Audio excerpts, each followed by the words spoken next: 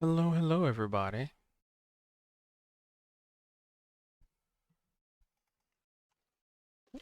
I need a thing.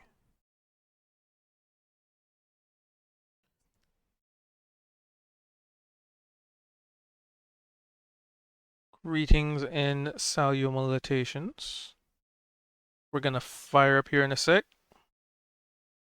Really in a sec, because we're already kind of late trying to figure some other tech issues out. Um, so with that, I'm gonna get them. I'm gonna get them all ready, riled, raring, and we're gonna start in but a moment.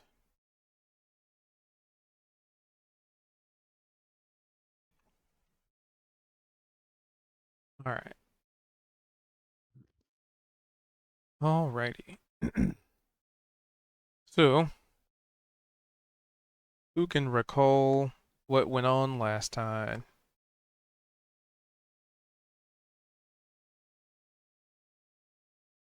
Only about 20 minutes late. Well, over in the library, there wasn't a whole lot going on, but there was I don't know what happened with the folks over in the weird goblin trap test room. I don't know, and we met a potential new companion, but the details are fuzzy right now. I'll have to think about it.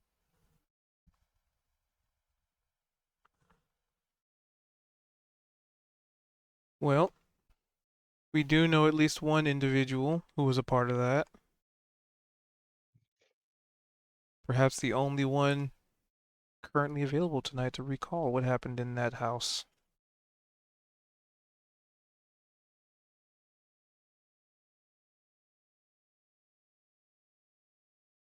That's right. There was a distress call was sent out to Veldrin, I believe, right? And then we responded and tried to make our way over to the this place, and but in the meanwhile, someone else was poking around there and made contact with Niavara and with Zed, right? Is is Zed not here tonight? I mean, I see him there, but is he not?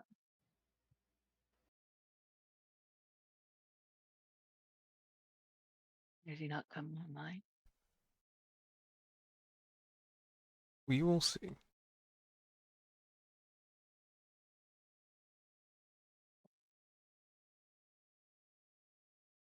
Um, And I know there was a lot of hemming and hawing about who would go inside and who's staying outside, and aren't there two little goblinoids are like watching this whole scene? There was an idea. I realize this is a little bit piecemeal, but I think we got the idea that being inside this house for them was sort of a like a test or something.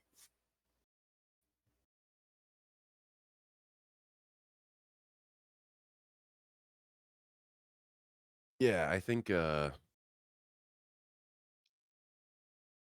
we had Zed and Niavara had kind of decided that they were gonna at least make their way to the door, um, knowing or hoping rather that the rest of the party would be making their way to us, being able to find us with very little direction. Um, Which we did. and Right. We attempted to find the little one was how I think we were trying to find where they were in this city, right? Yes, that yeah, was Veldrin's awesome idea. um, so you had this kind of like sonar ping basically of where we were, and um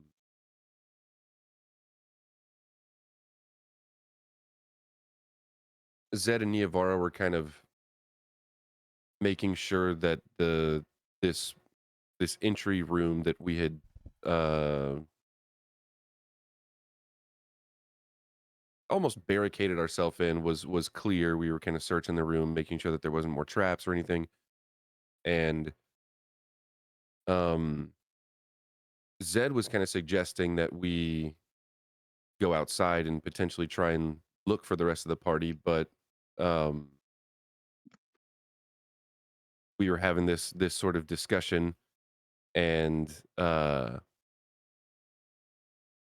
we had heard something outside, kind of sounded like knocking or someone saying something, um, and so Zed just opened the door, thinking that it was Vel and Kozik and Sari, and it ended up being this individual that Niavar and Zed has never seen before. Um, and then kind of off in the distance were these two goblins, and so uh, we both kind of ushered this new person inside and closed the door, and we were having a conversation. Just kind of slight introductions, and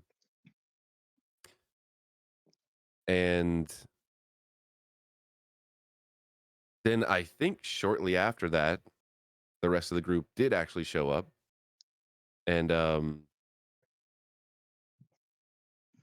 Niavar had mentioned in the message that we were trapped, and so Vel was very um, suspicious about this building that we were in, and was wanting us to just get out of there. Like there was no point in us being there.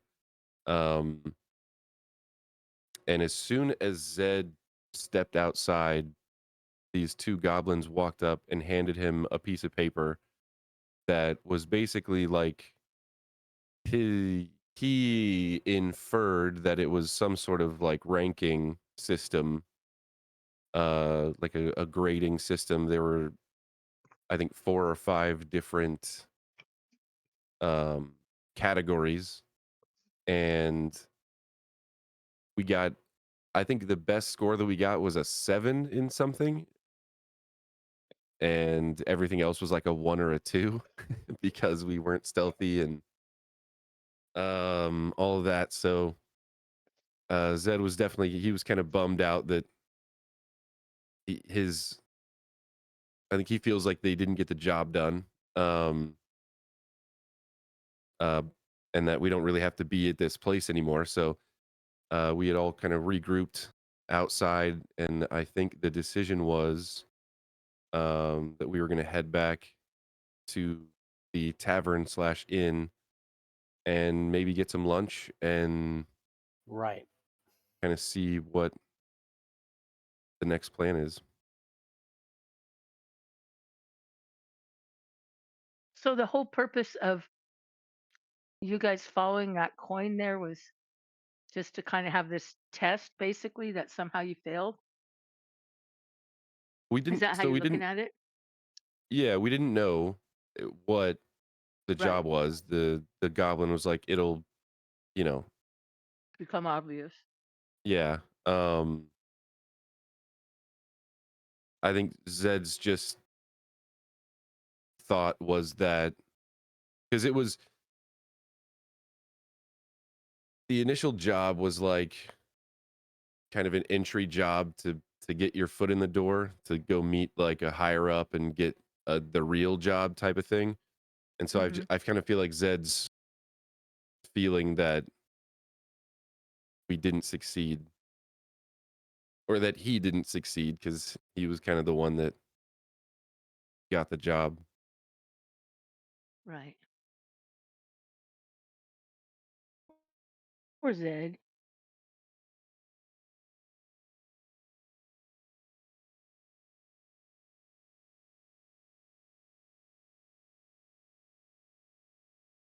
And then while we were there, we met um, our new friend, whose name I can't remember, and I have to go back to the Discord. Valorous. Valorous. That's me. Yes, and you're coming back with us to where we're staying. Mm-hmm.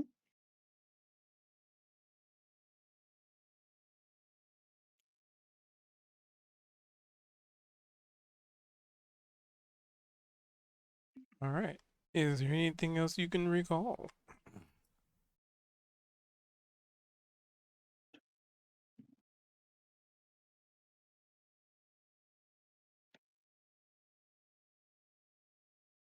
Nope. Well, so pretty Did we much. miss something? I don't know. Did you? I don't know. Did we? I don't know. Did you? Anything can happen. Well, that's all I Uh, remember. so pretty much we had left off with you guys heading back to the Adventurer's Rest. I believe it was midday. Yeah, because you kind of spent the morning shenanigan. So yeah, noon, afternoon, yeah, midday. And there was plans devised to locate the party via spells. So that's sort of how you all reconvened. Um, but yeah, you guys pretty uneventfully make your way back to the Adventurer's Rest. At this time of day, it's fairly busy. Um, the brunch folks kind of coming in. Well, not really brunch. It would be more like lunch, dinner. The Linner folks are coming in. Did Vel and Kozik share what they learned in the library? Veldrin shared what he learned about Children of the Stars with Zed. Uh-huh. Yeah, we learned about House Rendari and their like fleet of transport and maybe even warships that they have, and how important they are, and how their headquarters of their family concern is in that fancy quarter where we just were at the archives. So we can try to hook up with them, and then maybe go to the cool main capital archive, or we'll see what's up.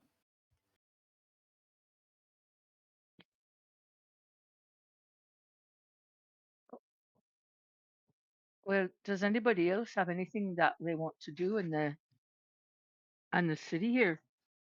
Are we going to go find out about, you know, astral ships?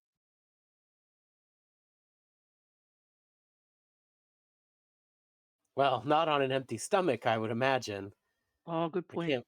can't wait to get back and see that menu. Great idea.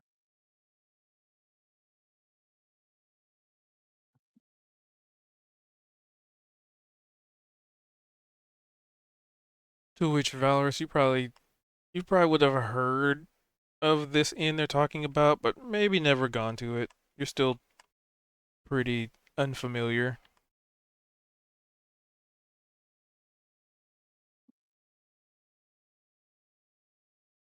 What inn are we going back to? All right, it's called the Adventurers Rest. It's an inn, and they've got great food. Um, It is mid-priced, but I wouldn't go so far as to say budget. And yes, the food is quite good, and the lodgings were free of parasites and had some nice sheets.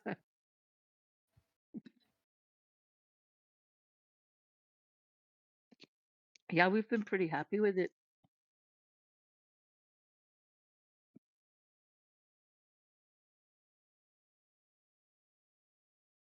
It sounds lovely.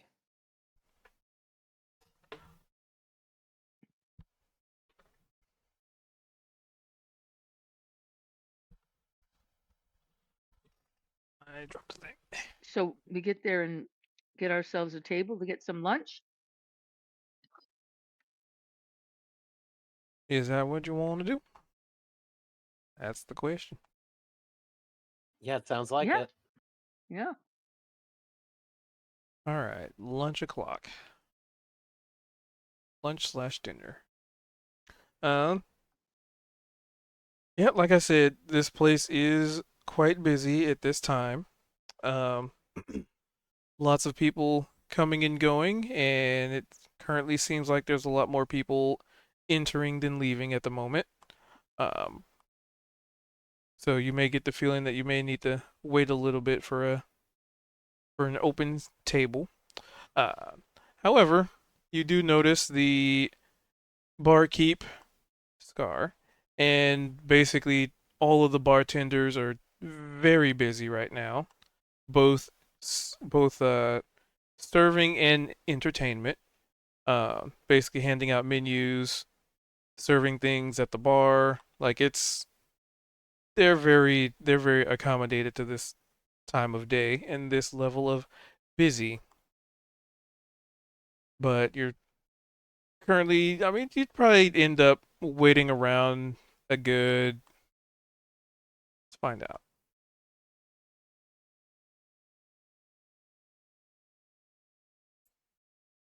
A good what? We're finding out. Um, Oh, Probably end up waiting around not too terribly long. Maybe 10, 15 minutes before a table is freed.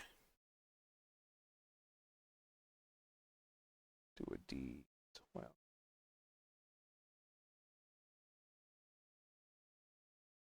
And the slight unfortunate circumstance is the table only has 4 chairs. There are 5 of you. We are sure you will figure that out. yeah. Okay. But yeah, you're shown to a table. There's only really 4 chairs available, as basically every other seat in the house is full, and there are people also standing around some of the tables. They seem to be in a very similar situation as you, just not enough seating, and the place is pretty packed, so it's understandable. So there's a lot of crosstalk. There's a lot of um, just very constant, very not loud, but just very constant ambient chatter from various degrees of conversations, and it's just an amalgamation of voices that just kind of accrue into a singular loud mass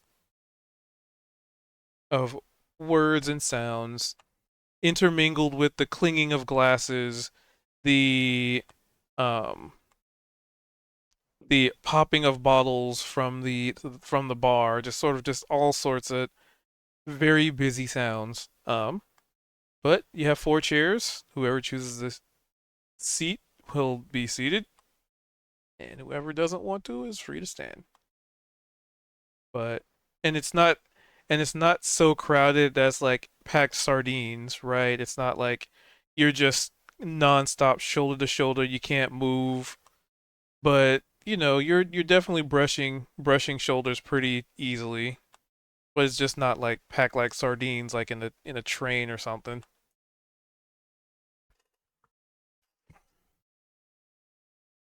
And you are free to interact.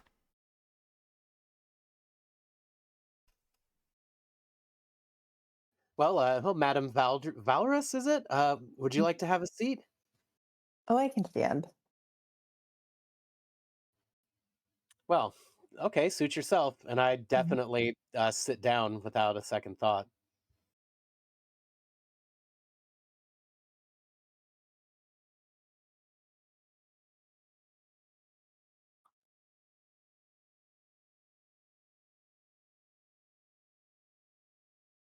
All right, well, got Kozik taking a seat.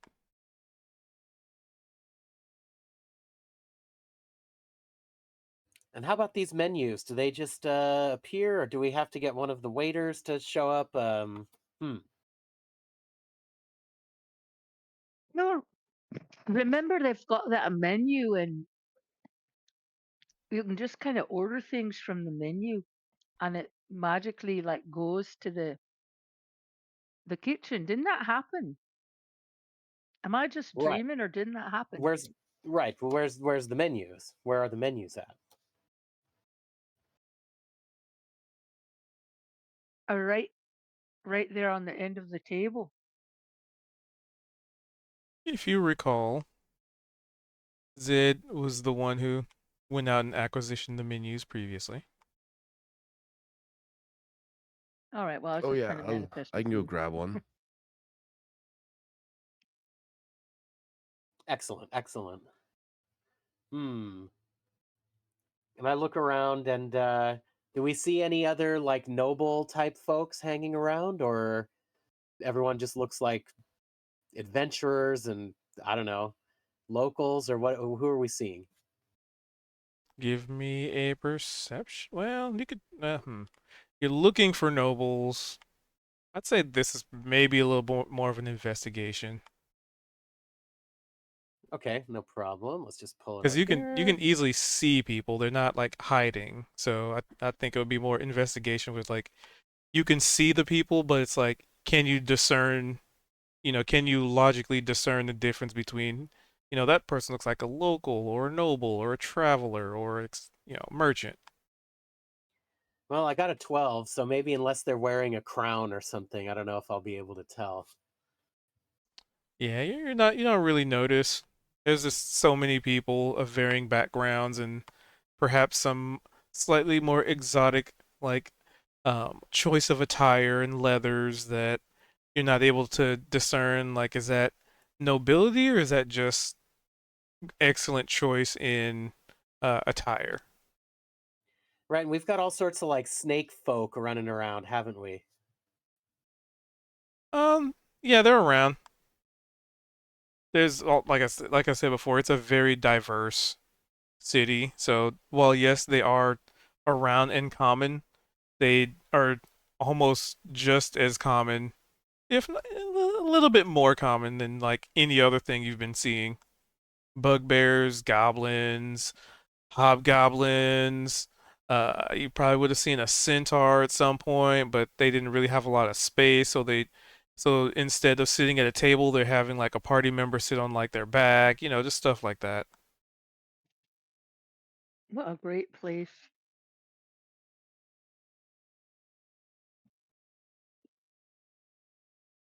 Almost feels like I'm back in the Feywild. All these random critters.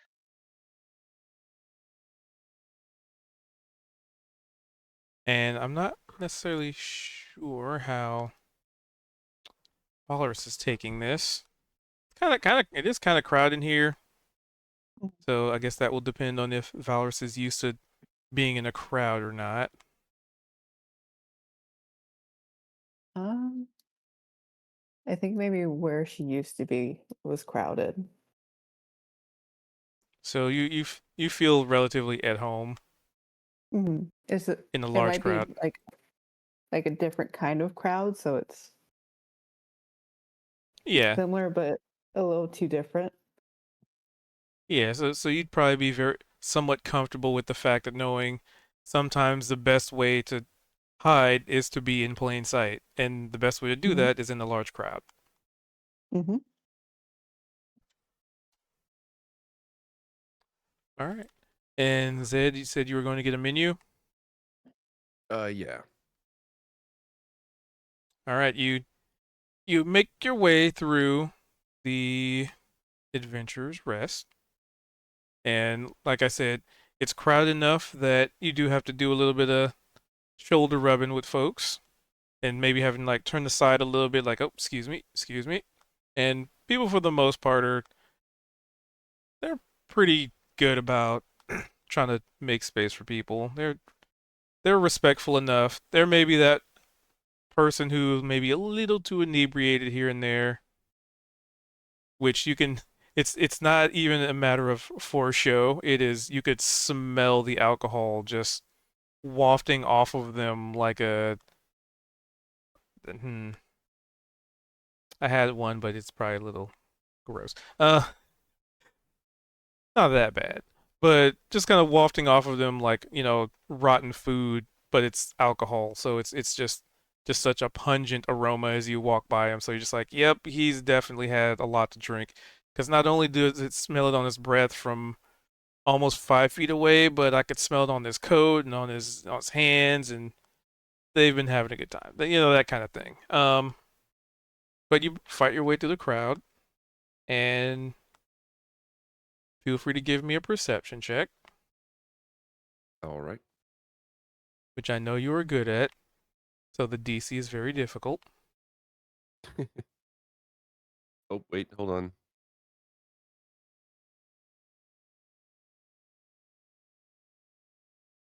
I still poisoned. No, And that oh, that wait. was. It's not the poison at this point. It is the exhaustion. Yeah. So, and also I thought about this after session last time. How does reliable talent work with disadvantage? So reliable talent. I didn't, I forgot to look into it as well. Oh, that's the one that. But that's the one that makes you roll a 10 if you have proficiency. And so if I'm rolling twice and taking the lower number, but my rolls, if it's below a 10, would it still apply, or I don't know. Anyway,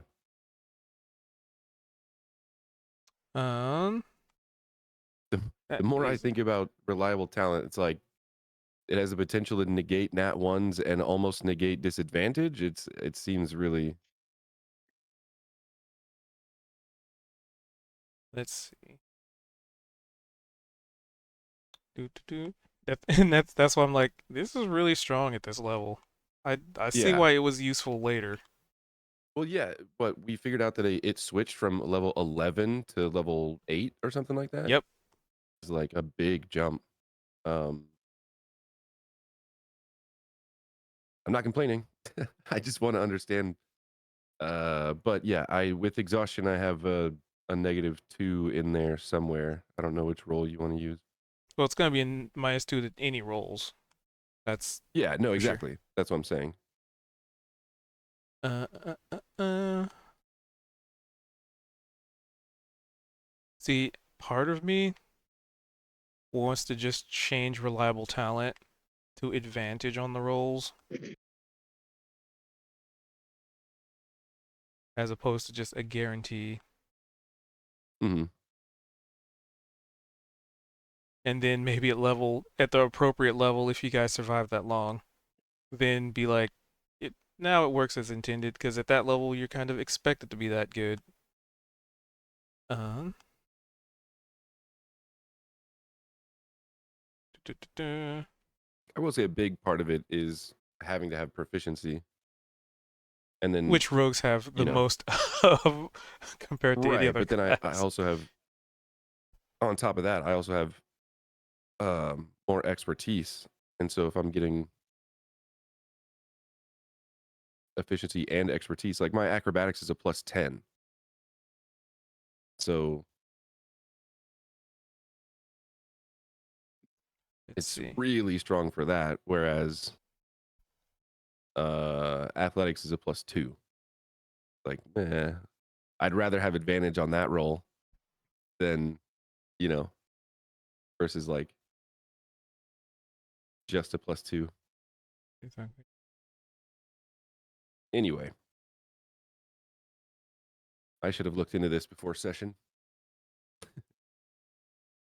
Let's see. I mean, according to the rule is written,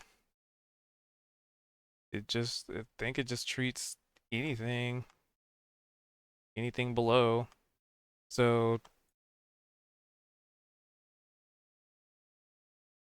All right. Well, if I I have mean, disadvantage from the poison, unless you want to make it fair, then we could adjust it.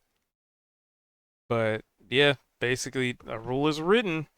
If you have disadvantage, it just says, nope, fuck your disadvantage. It's this number now. If you're poisoned, it just says, nope, negates poison. If you have a -2, it just says, well, screw. Basically, it says screw any debuffs that affect your rolls I'm if it's assuming proficient. though. Well, I'm assuming That's like the you rules are would written. still get the -2 from exhaustion. Correct. But what I'm saying is, if it puts your roll below a 10, then it just says, nah. Oh, I see what you mean. Yeah. Yeah, I mean, it's incredibly strong. I didn't. So as per the rule is written currently, that is what we'll go with. We can make adjustments later if we so wish. At the Yeah. end of the day, it's the question of, do you like rolling dice or do you just like simulating rolling dice, being like, I don't like this simulation. That's actually a 16.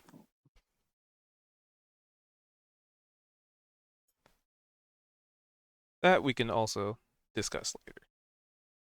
Because I don't know. It's like it's really strong, but if you're not like if you feel that it is something that is too strong, we can work on it. I think it's too strong personally because of the fact that they basically gave rogues a level. They gave rogues a level 11 talent at level 8. Those 4 levels is a lot of work. Like you got like even milestones or even XP like from 8 to 11. No, was it 11? 12? Wait, hold on. 8 to when do you get reliable talent? I thought it was like 12. Let me double check it. Rogue, Rouge, Yeah, it was 11. 9, 10, 11. 11's is improved cunning strike. PHP 20. Wait, You're did probably they? looking at 2024.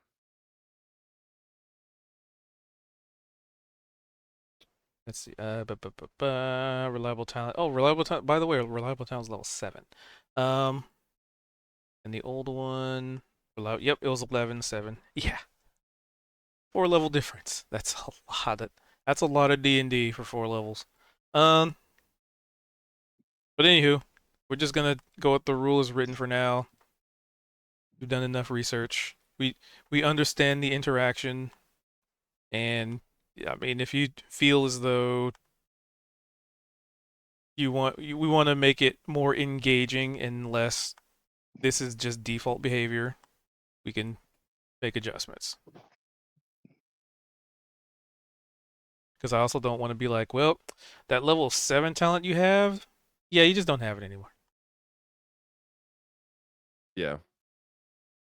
It's like, oh, by the way, you're just gonna have to wait till level 11 for that now. So, well, sorry, you know. But anywho, discussion for later. We can workshop it. Yeah, we'll figure something out. So okay, if it does apply, and I still have the -2, I guess it'd be a 14. Correct.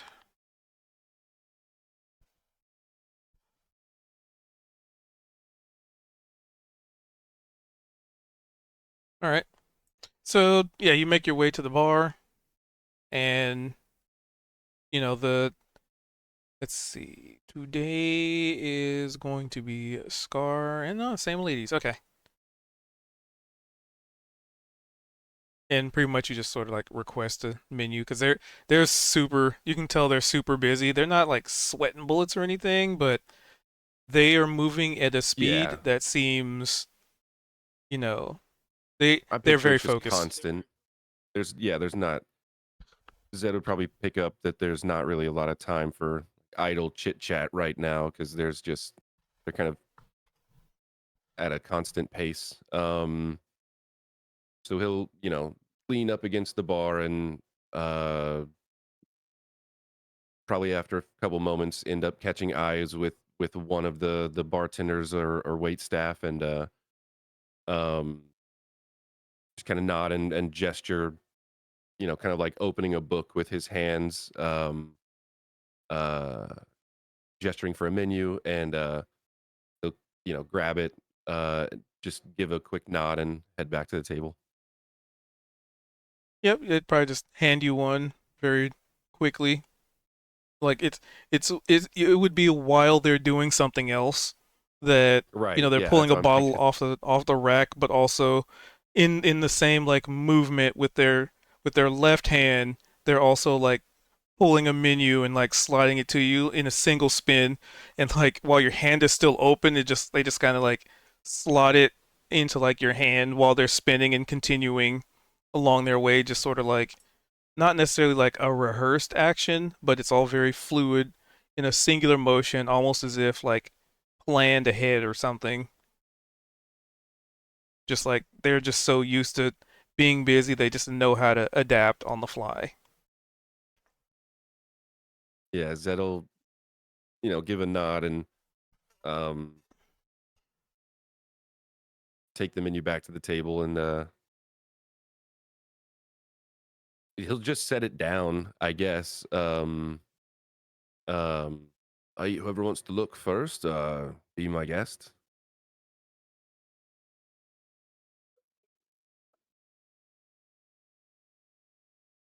All right, I'll take a look here. Let's see. What have they got in terms of a nice ham sandwich going on here? I'm looking around and I don't know, they got a ham sandwich in there for me? Yeah, they have simple hams. Got the hams. Just a simple ham. They've got the meats. But like whenever you reference like ham, it brought up a lot of different types of pork based foods and meals.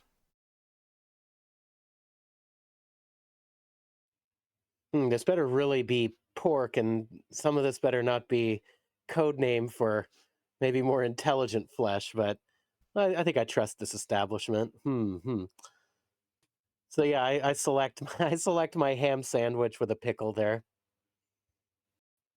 I imagine it's going to be great.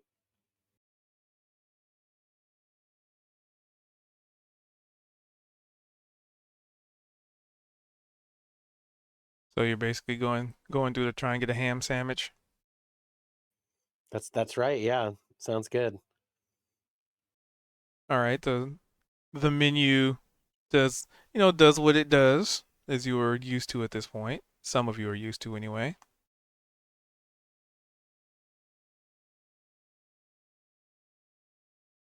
And do you pass Well, that menu to what does it anybody or? do? Oh, so if you recall previously, when you were basically when you thought about like, I'm thinking of something maybe ham, right? Then the menu went from just the whole selection of like a little bit of everything to narrowing it to more meats. And then the more you think about it, the more it narrows it down, as if you trying to contemplate what you want, and as you get closer to making your decision, the menu adapts to try to meet that decision. So to the point where it starts off with full on ham, and then you're just sort of thinking, but I want something maybe with some bread. So then it starts going into sandwiches with ham in it, and then you go, I just kind of want a simple ham sandwich, and then it narrows. Then the menu kind of changes and adjusts via probably illusion magic to basically suit just like a page of different types of like ham sandwiches and um, what kind of extra you might want on it, like lettuce or whatever. So it's the menu narrows as you get nearer to the idea of what you want.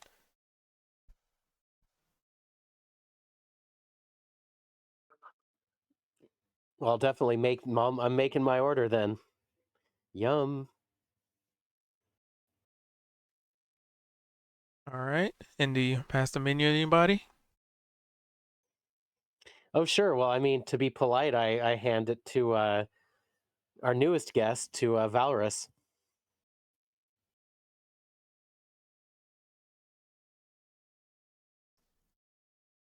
All right, so Why don't you? basically, Why don't you? oh, Yeah, go go ahead. ahead. Go ahead.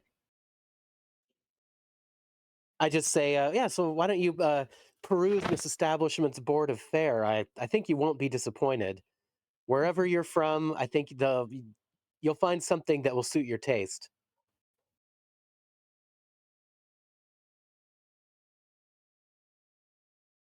So essentially, the menu is Kozakan's Valorous the menu. It is pretty big for what it is, but as you peruse through it, you realize it doesn't have a lot of like pages to it.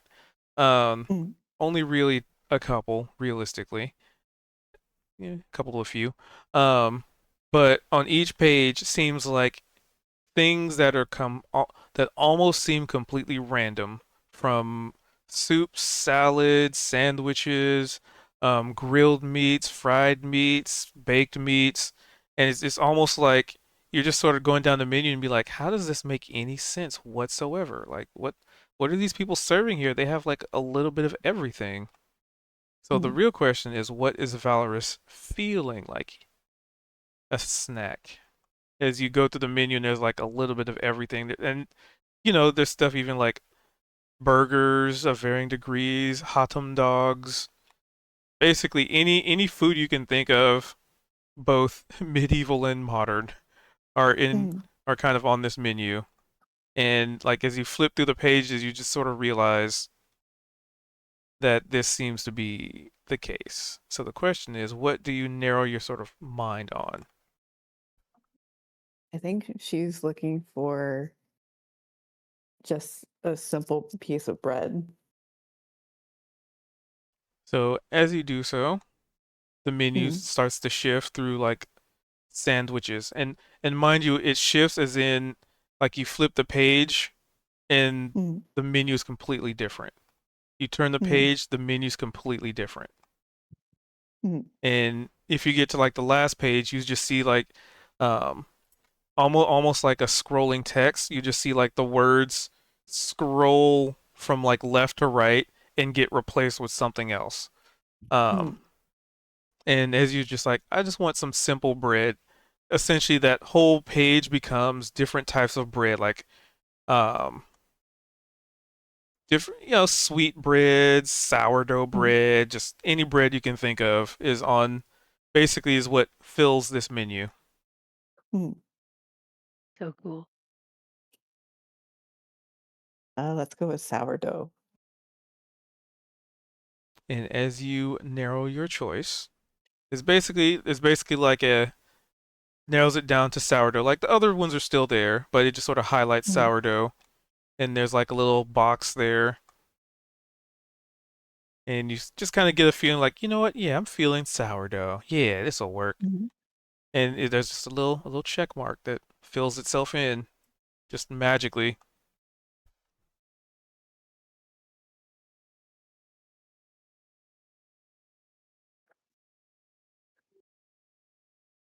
Who else wants to order?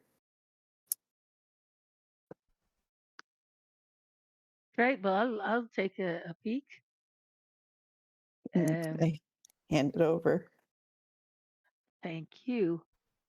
Um, I was Kronossus has thinking of one of become those. the epitome of the Food Network. Anyway, go on.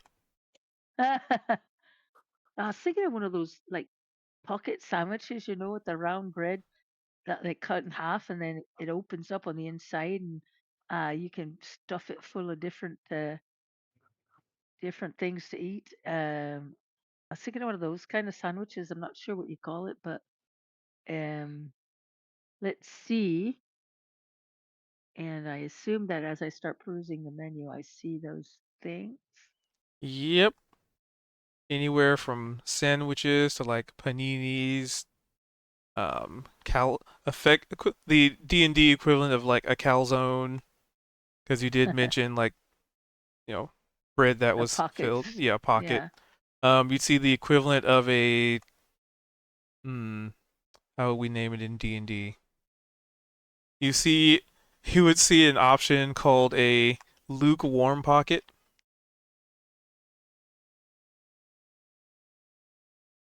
Well, I see one that looks absolutely delicious. It's a kind of like a tuna melt with avocado and sprouts and a special sauce and a bunch of yummy things. And that's what I order.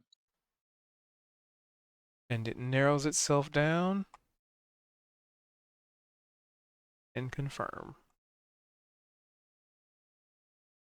Who wants the menu next? Zed, are you gonna order?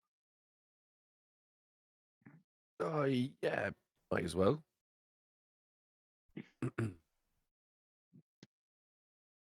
Yes, it'll grab the menu and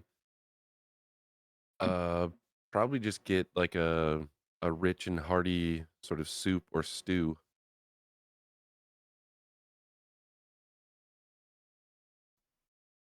All right, so there are varying degrees of stews.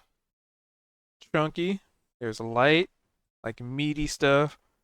Um, Varying degrees of types of meat for it, both known and things you might not know how to pronounce. That makes sense. They'll probably get something somewhat simple. Maybe something that has a little bit of spice to it.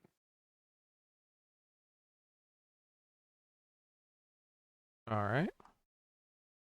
And then he'll probably set the menu down or like, gesture to hand it to Veldrin, but he knew last time Veldrin didn't order anything, so uh it's kind of like he's like, maybe now you want some? He'll take the menu and, you know, he'll never admit this out loud, but he's missing some home cuisine.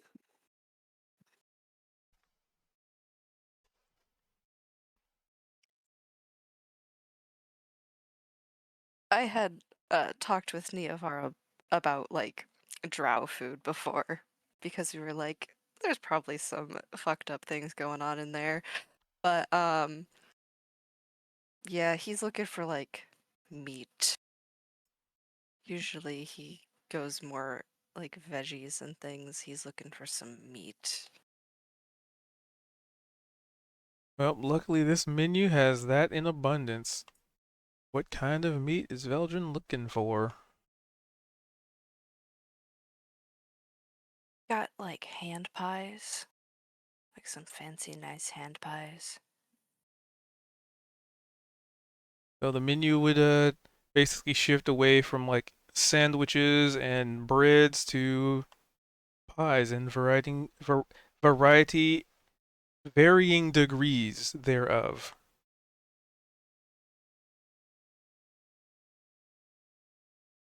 And as it kind of shifts to the different types of pies, it the menu kind of has like a little bit of a kind of a sort of like a breakdown where it's like pie and then like under it is like a list of different meats that you might be thinking of. Basically, it's sort of like imagine like okay, you want a pie, what do you want in it kind of thing. So the menu is going into Yeah. that level of depth.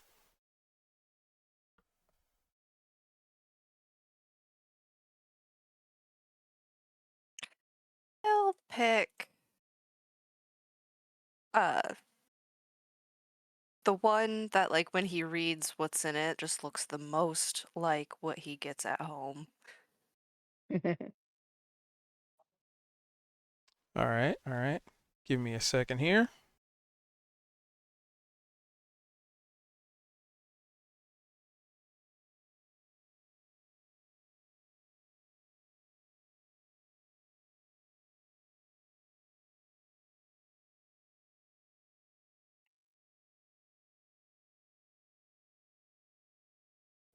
So sort of like gray, weevil eaten, sort of meager thing that comes on a tray. What are we talking about in the drow realms? The thing Diavara and I specifically was talking about is like the drow being the supremacist culture that they are, probably eat almost any meat. Sentience is not a barrier at times. Yeah, it's best not to ask. Yeah. Yeah. Like Veldrin is fully aware that he has probably eaten beings that he has spoken to before.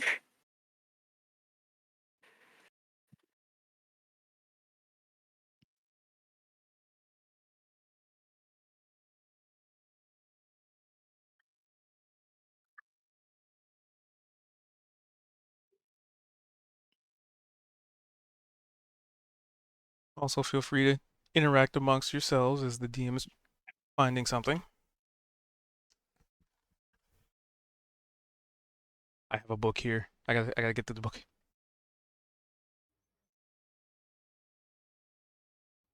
Well, if we other folks have ordered like with a check mark or whatever, I kind of look at Valrus and like a piece of bread, eh?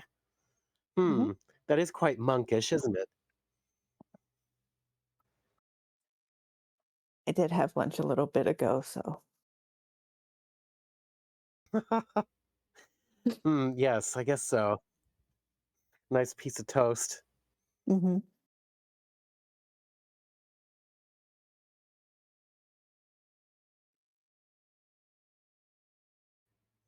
And so, we're all adventurers from different parts of the realm, and we've kind of come through all sorts of adversity and over the mountains and through the Feywild and different pocket dimensions to make it here to Kronossus. Mhm. Are you from around here, or have you traveled far to come here? I did travel far. I can't really say exactly where I've been.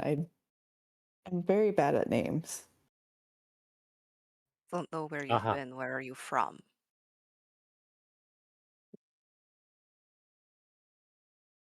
I don't know if I'm gonna call any place where I'm from.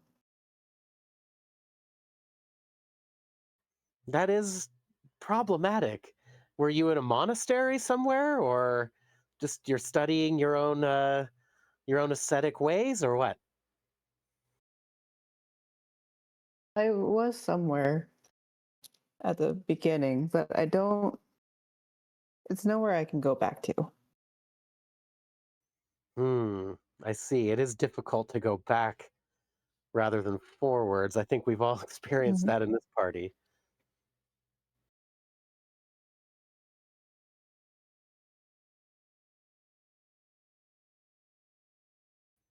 Well, no matter.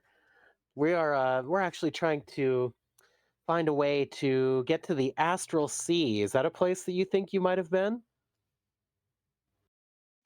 Maybe at least once. Oh, well then compared to us, you're nearly an expert. Do you happen to remember anything about it? Not a whole lot. I see.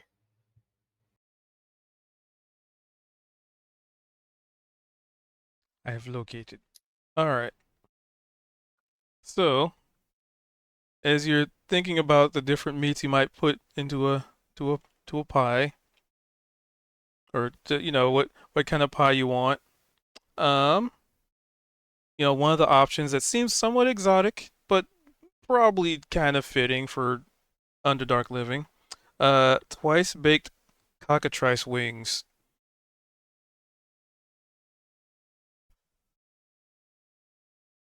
Or sorry, twice baked cockatrice wings. That's what's in his pie. Yeah, he said something exotic.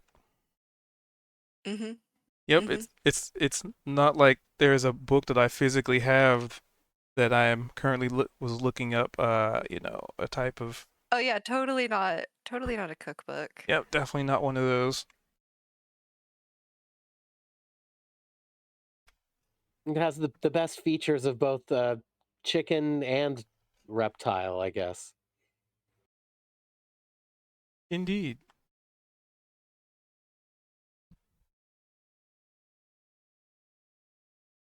Everything tastes like chicken.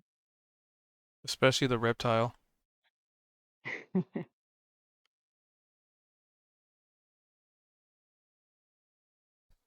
Hey, I'm gonna go up to the room.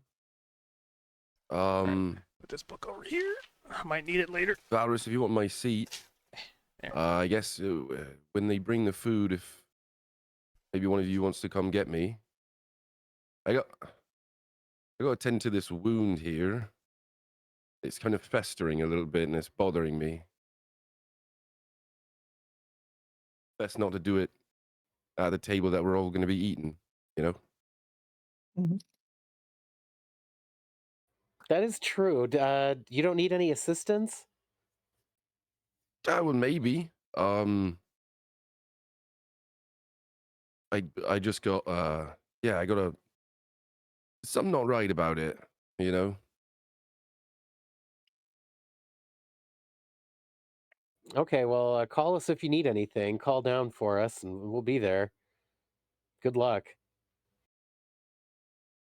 Yeah, he'll give a nod and kind of see him kind of like somewhat sheepishly stand up, and it's not really hobbling, but he doesn't have the same sort of um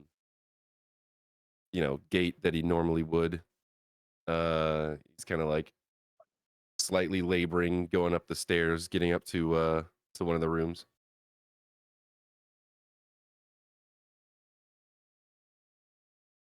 Alrighty.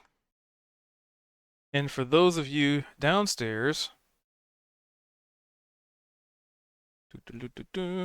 so yeah, once you guys complete your orders, the menu shrinks down and just folds so it sits on the table as if awaiting a waiting number. Um, and pretty much at this point is just waiting for the food to come to you as Zed disappears upstairs. And as he does so, you realize that his scarf is missing.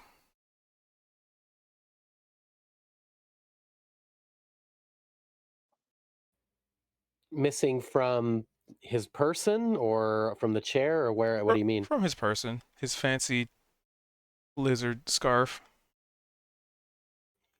Oh, right. Yeah, the little one that is masquerading as a piece of clothing, right?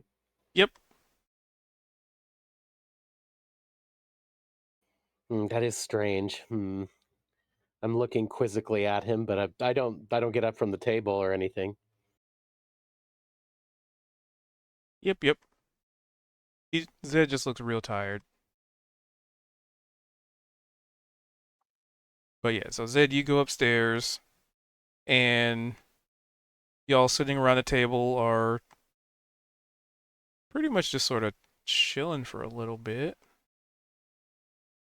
until you realize that Zed left his scarf on the table.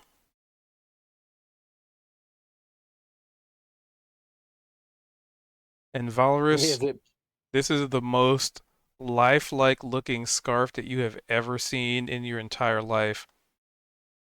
It looks like a tiny little purplish, very elegant and very lifelike dragon scarf. And yeah, it's let's see, actually, since he's not on the shoulder anymore. Hold on. Oh yeah, it's such a lifelike looking scarf. But it does kind of seem to fold it seems a little more stiff than a like actual scarf.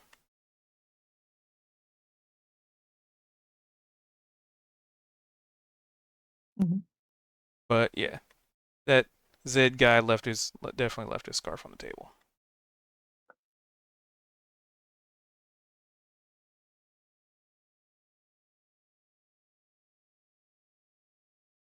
But what you Do you guys think he choose to do would with like that? his scarf? Oh, go ahead. Uh, I was just saying, do you think he would like his scarf? He left it.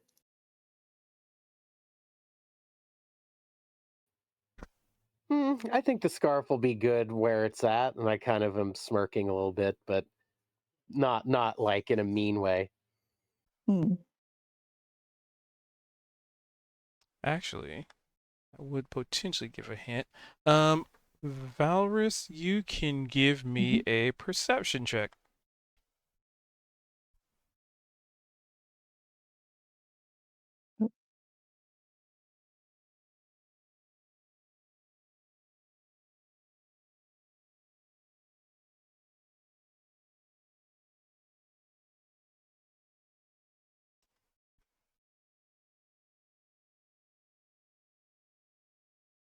That's pretty good.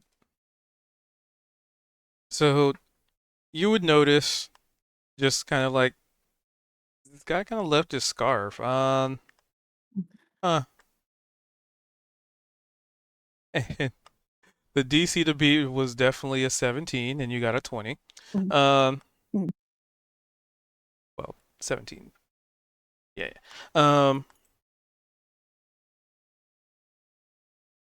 Yeah. And you notice that the scarf is like it's actually kind of moving on its own. It kind of looks like it's breathing, but it's really, really hard to tell. mhm, And you probably get the feeling that the scarf isn't actually a scarf.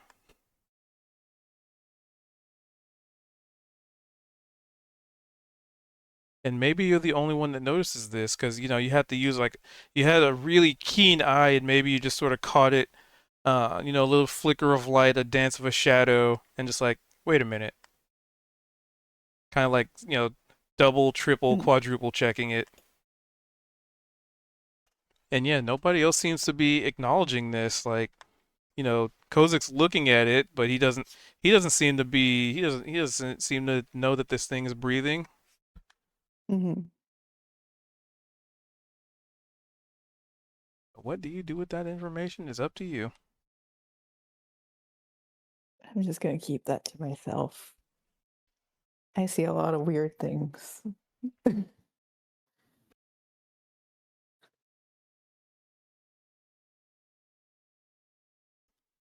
Mm-hmm. All right. So a little bit of time passes. Um, Basically everybody's food arrives, and it arrives via just sort of appearing there, like materializing.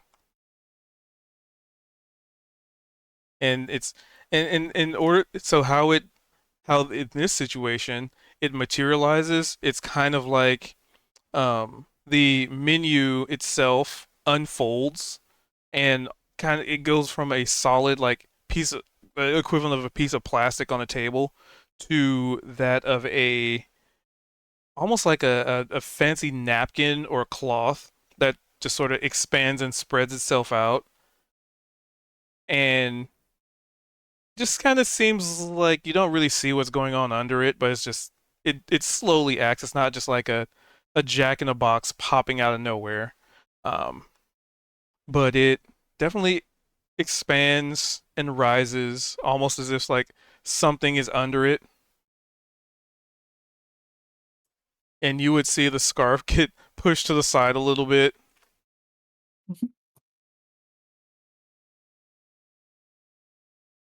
in a very organic way, not so much a scarf way. Very organic as Mm. opposed to inorganic. The heck's going on with that? Yeah.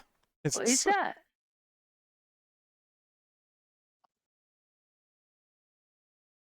Did you see it? Did you see that thing move? I did. I'm not touching it. Who's touching it? Mm-mm.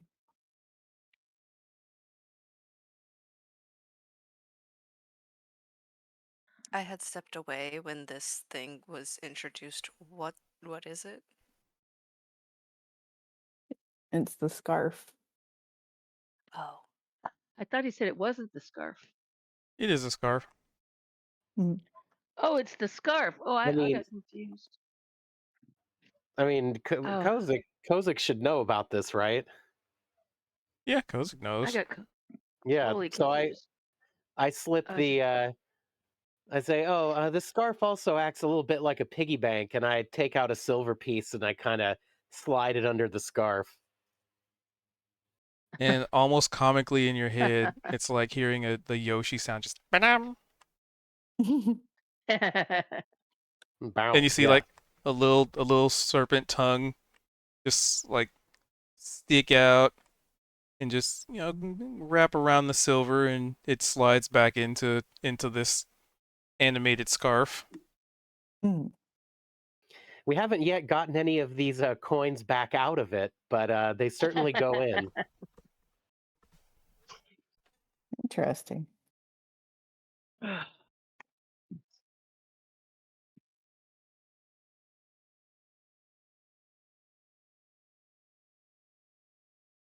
And yeah, eventually the tarp of sorts, the napkin, stops to expanding and shaping. It kind of seems like there's stuff under it.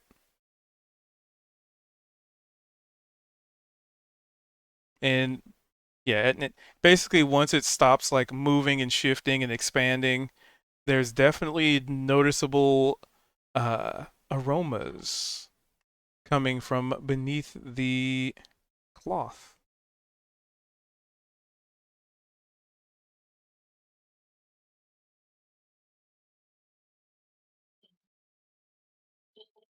And everybody stares awkwardly at it. Well, I guess I lift the scarf off like the cloche on a room service tray and see what's under there. Lo Well and cozy. behold, it is all of your meals. I knew it. Ta-da!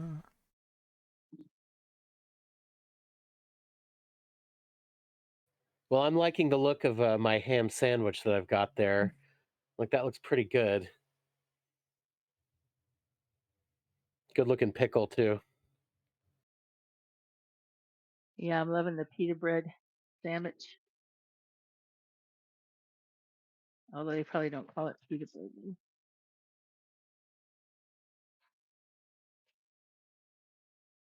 But yeah, as all of your meals arrive, eventually, um, Zed, you're up in the room trying to tend some wounds. Yeah, he was gonna um see if I could use the poisoner's kit again.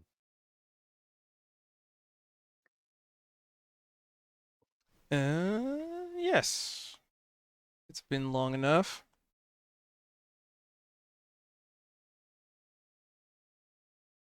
So yeah, he would. I'm assuming that there'd be like a little table or desk or something. Sit down and kind of display this or splay out this kit again. And still got this wound that has something weird about it. So he's gonna try and um, kind of extract a little bit of sample of his blood, um, and test it, I guess, with a bunch of different things. Like, and some of them might seem kind of bizarre if anyone were to walk in. He's got like what almost looked to be like a few different shot glasses, and like some have there's different liquids in there. Like one of them has some water in there. One of them has actual alcohol in there. A couple different other solutions that he's just kind of putting a drop um, of his own blood in each one of them to see how it reacts, and then from that, trying to figure out what exactly is ailing him more than just typical flesh wound. Well, perhaps that roll will be what determines this. Using Um, the poisoner's kit.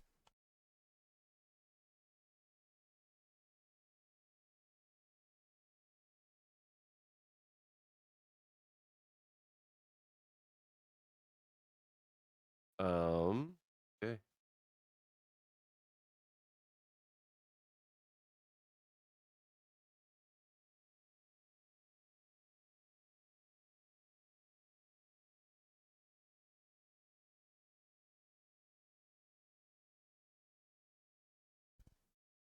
Fuck. All right. Well, yeah. Disadvantage with a -2. That's a 5.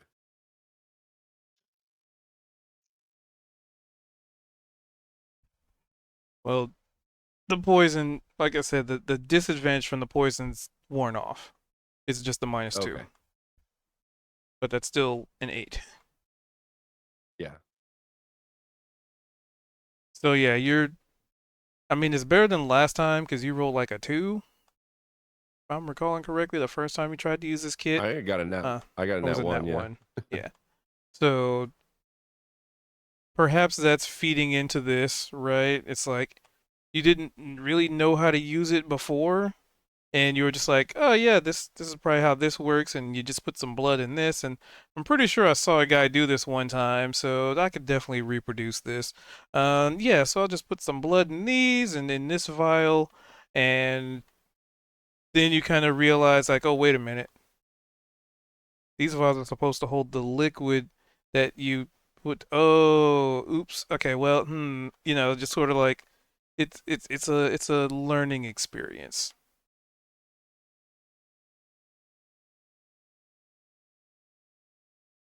The first step is always the most difficult. The second step is also slightly difficult,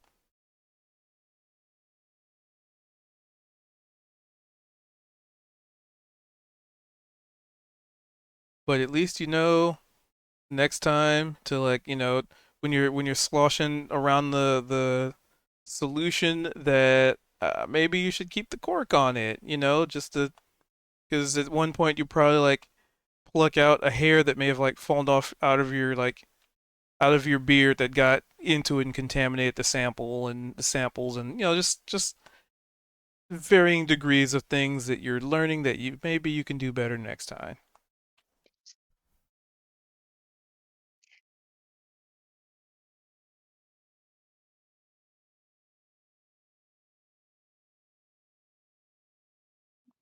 Well, yeah. He's not. He's not really gathering anything. You still feel tired though. That hasn't changed. Um, but after that, you kind of realize how much time it took you to do this, and be like, man, my food's probably cold right now, because you were so into like taking out this kit and maybe trying to look for instructions, and realize that poisoners kits don't exactly come with instructions on how to use them. They just assume you know what you're doing. So maybe that was part of it, but it took you a little bit of time.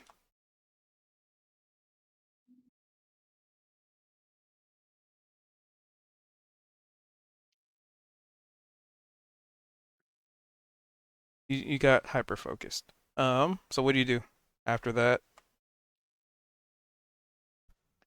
Um, Probably pack everything up and go back downstairs to the table. All right. You make your way down, and at this point, everybody's probably almost done with their food at this point. Like you just don't realize how you didn't realize how long you were up there. Like sandwiches have been reduced to almost just like the last bites. Um, a lot of sandwiches. Uh, like bread, probably just the last nibble, the last inkling of the bread remaining. Um, maybe as far as like Kozik having a ham sandwich, like maybe a singular piece of ham like landed on the plate. So it's just like you just see him just get grabbing that last little bit because it was so delicious, stuff like that. And meanwhile, your food has just been sitting there untouched. And also, you notice you left your scarf on the table. Oh, that.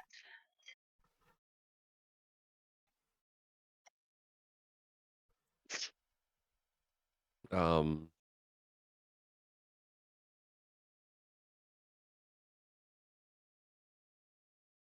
yeah, he'll walk back over and I guess get a couple spoonfuls of his soup. Not really. He doesn't really mind if it's cold or he's had cold food before.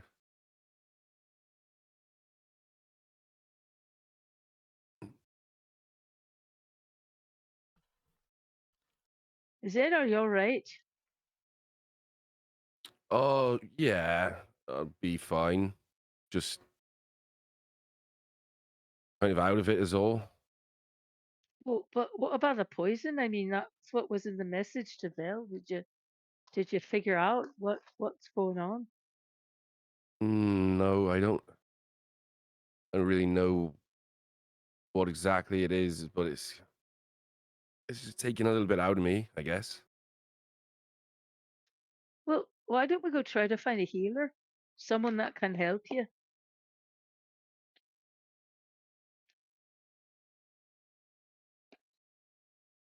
I can. I I mean, you're not usually. It's not normal for you to be out of it like that. I mean, clearly something's not right.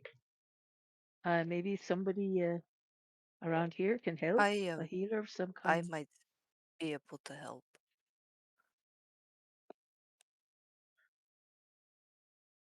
Great. Well, yeah, whatever you'd like. I might just need to finish this bowl of soup here. That could be all. Uh, Veldrin has a herbalism kit. It says proficiency with this kit is required to create antitoxins and potions of healing. So I figured he might be able to help with the poisoning. All right. On a in the middle of a tavern. Okay. Okay. Okay. Oh, why not? Everyone's busy and nobody's paying attention. That they're aware of passively.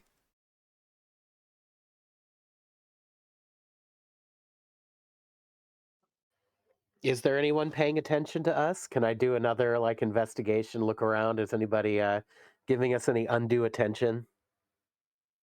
Um, I mean, there's definitely people that would be looking in your direction. I think trying to ascertain their intent might be a little bit more akin to the skill, sense motive, which would be brain is farting. I know it is here. Insight. Yeah, I'll give it a Veldrin would try. have to Let's roll see. insight? Or I mean, whoever wants to. Like it. You guys are like in pretty busy like tavern and bar, so it's like you definitely are aware people can see you, right? So this is more of like, are they staring with intent, or are they just kind of just happen to be looking in your direction at certain points, right? Yeah, that's just so I'm just looking around. It's like, anybody look like they're kind of trying to see us for marks or anything, or you know, anything like that. The highest being a 14.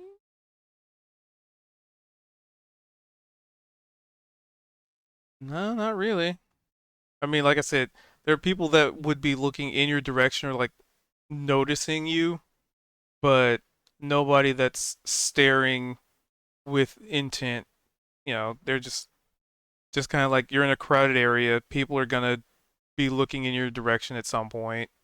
It's just a matter of, are they doing it to look for something, or are they just doing it because you just happen to be in their field of view? And you pretty much feels like just because you happen to be in their field of view.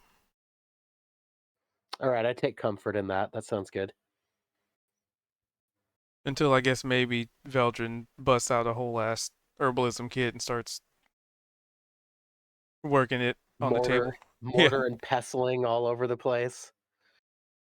I mean that might draw some attention, as that would seem a little unusual in a tavern, but it is called the Adventurer's Rest, so you don't know. It's a that's a decision you make as to where you would like to do this. It's as good a place as any. Zed, do you have any objections? Oh no, that's fine. Yeah, he'll set up shop right there at the table.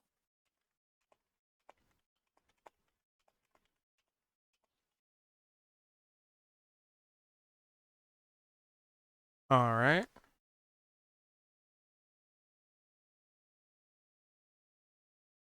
Did we find out what poison Zed has?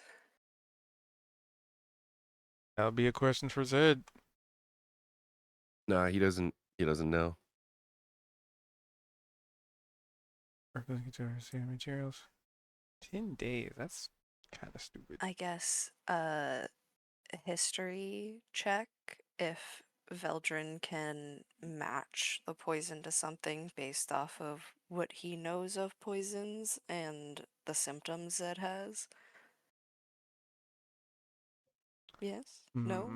I think the perfect role for this would actually be one that really gets used medicine, Mm-hmm.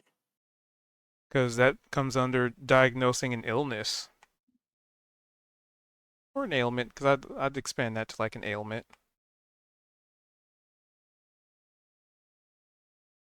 Got 16. Nice. So based on uh hmm what has Zed actually said in regards to how he's been feeling? Because you've just been saying like I'm feeling a little under the weather, and I just may we're hit by some kind of poison. I'm just feeling under the weather. I'm gonna go upstairs. Like what did Zed convey to Veldrin? Zed's just gonna have to give his list of symptoms right now. um.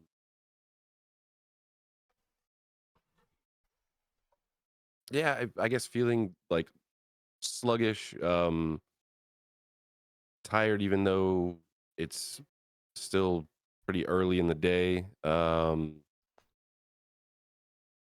He and Neovara were having to fight these like constructs, and I guess I think this is a perfect opportunity to convey this in character. Hmm.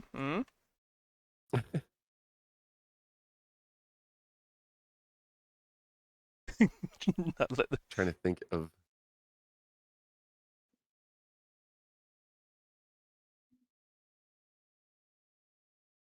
Jesus chat. That's right. Definitely, definitely put you on the spot on that one. Mm-hmm.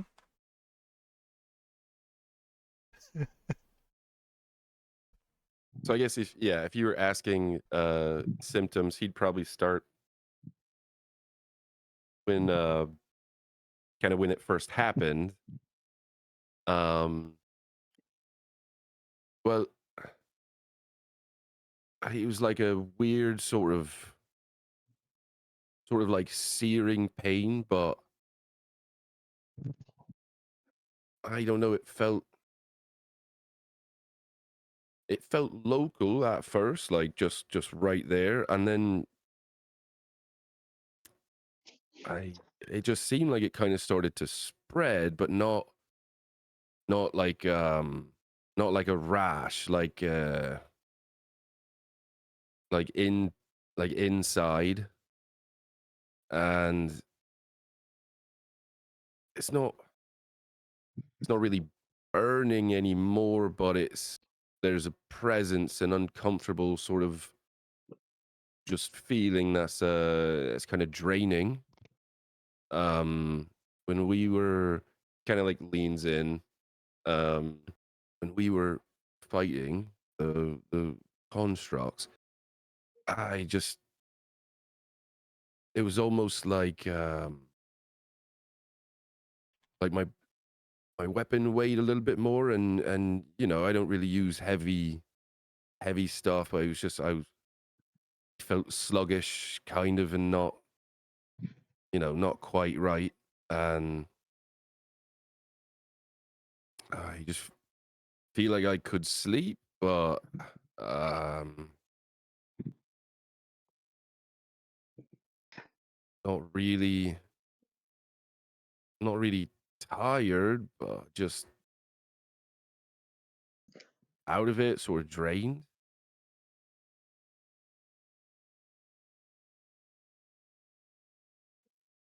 But I didn't get a reaction. Like I was when I went to the room, I was kind of testing a couple of samples of my blood, and there, I didn't really get anything from it. So it's not really sure if it's anything I'm familiar with.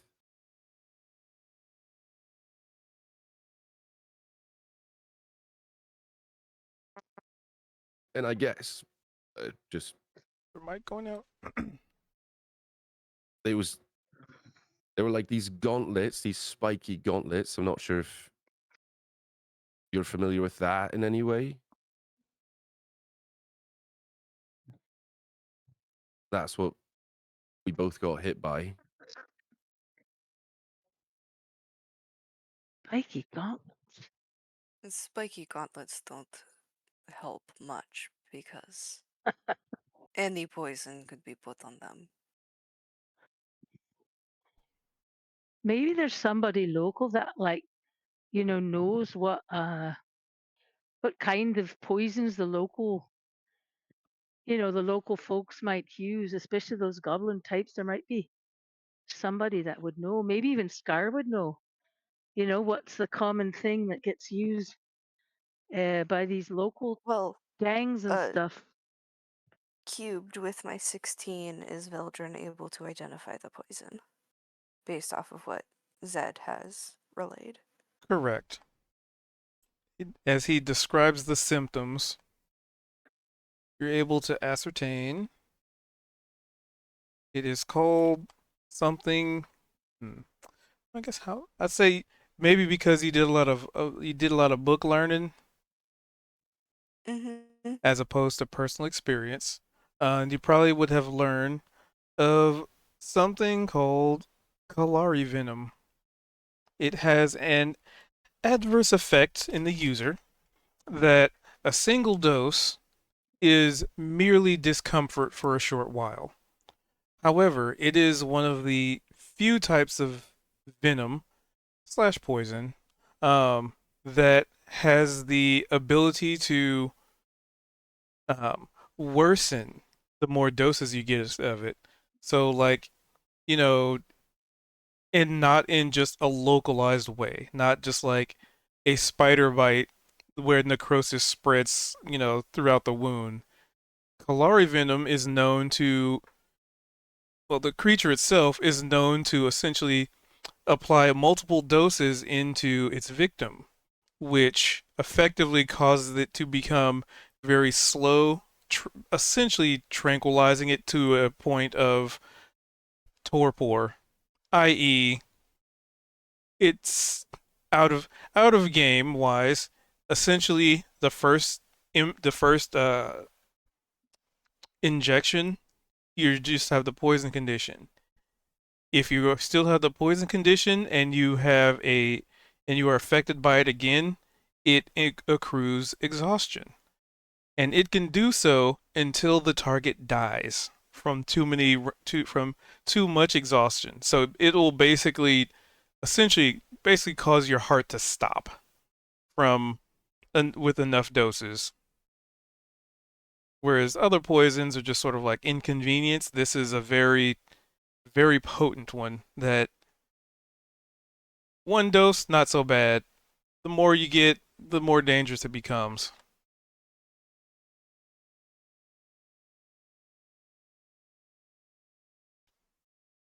So how Mm-hmm. much did Zed get?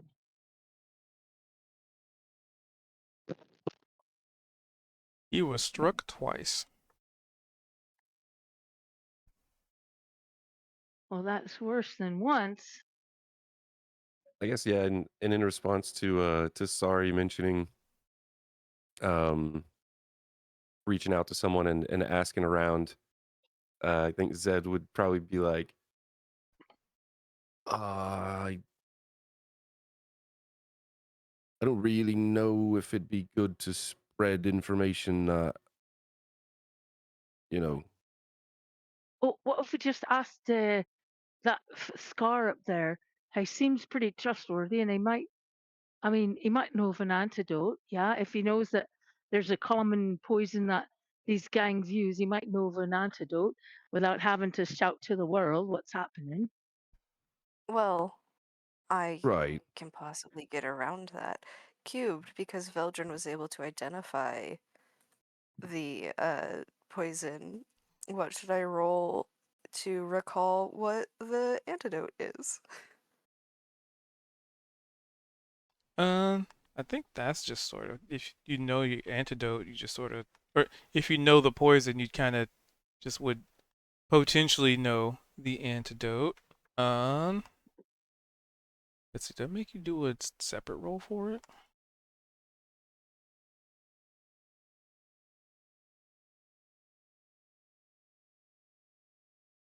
You said an herbalism kit. Yeah.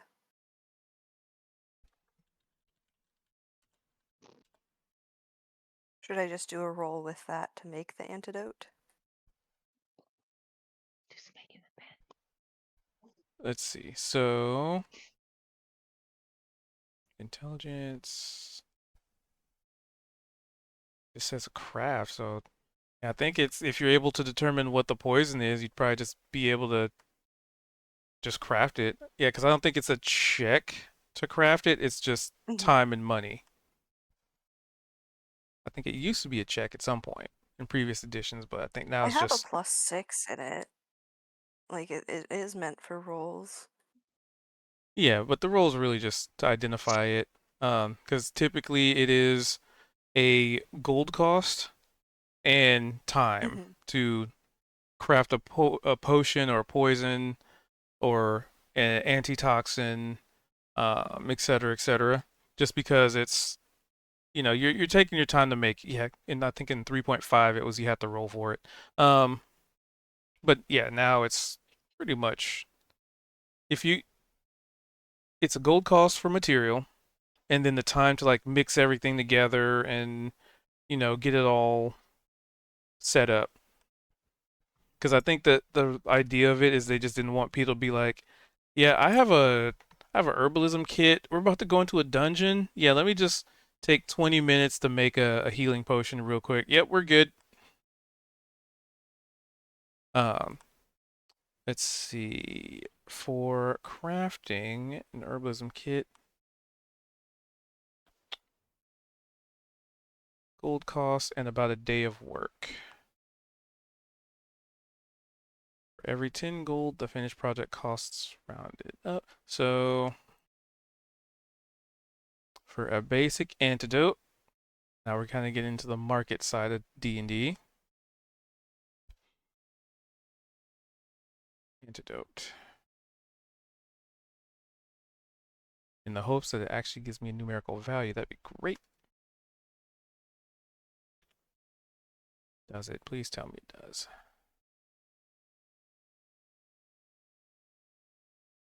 It is not. My resources.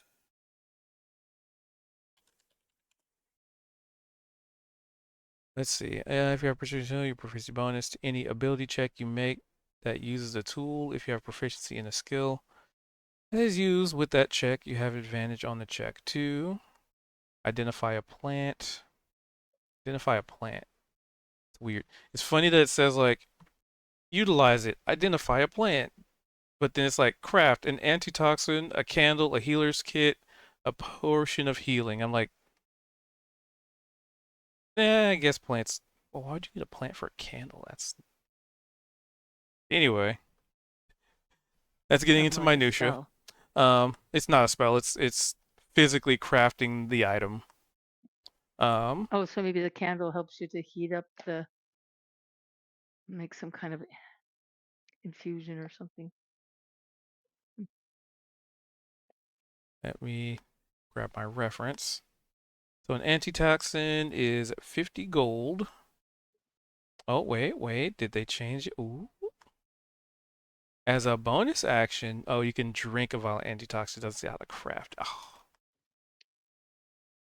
I was like, did they make it so you could just make it? No, you can't. Okay, so I then it don't know. falls under the crafting rules, and then the crafting rules are all weird, and you know, go to this reference and go to this reference. It's fucking fuck it. I'd say for the sake of not wanting to waste a bunch of time in the minutia things, let's just say it'll take you a couple hours and 50 gold. Fuck it. Well, There's some rules he's that are got a just like bleh. 53. He's got Blech. 53, so he can burn it. If we get into like potion, like if it comes up again, then maybe we could do it as the rules written. But right now, it's such a headache. It's like, okay, Yeah. I have a healer's kit, or I have um I have a kit for this. Okay, what's it do? It helps you identify, make a potion or make an antitoxin. And then it's like, okay, so how do I do that? And it's like, see rules on crafting. Then it's like, okay, well, what do you have to do about that? Okay, you need gold, and then the gold is like a certain percentage of it per hour, and then you can only spend so much time. It's Oh, like, jeez. I don't. Fuck it. It's Mm-hmm. it's a freaking antitoxin. Like, yeah. We'll say you just Yep. spend a couple hours. You have to spend a couple hours, and if you happen to go out and forge materials, then you cut the gold cost in half because that's effectively you having the materials on hand. But you're just gonna throw 50 gold at it and a couple hours of work if that is what you want to do. So if oh, sorry, I didn't mean to butt in. Oh no, I was just saying if that Yeah, is what you want to do. he'll do it. And what was Kozik saying? No, there was just like an errand that I don't know. Remember how when we first got into town, I dropped off my like warhammer at the smithy or whatever, and he was going to replace the handle or the head of it for me. Mm-hmm. Yes. How long is that going to tell? Can I go pick that up yet, or does it take another day? Let's see. I believe since then it had. Let's see. So you entered town. It's just You been did like a that. day, right? You did all that. And then at the end of the day, you went to the casino. And then this is the day after. So this is the second day.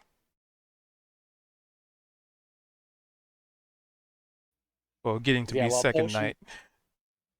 While potion is being made, yeah, I felt like I could go do that errand or something like that. But if it's not ready, if I don't think it's ready yet, there's no reason to go there.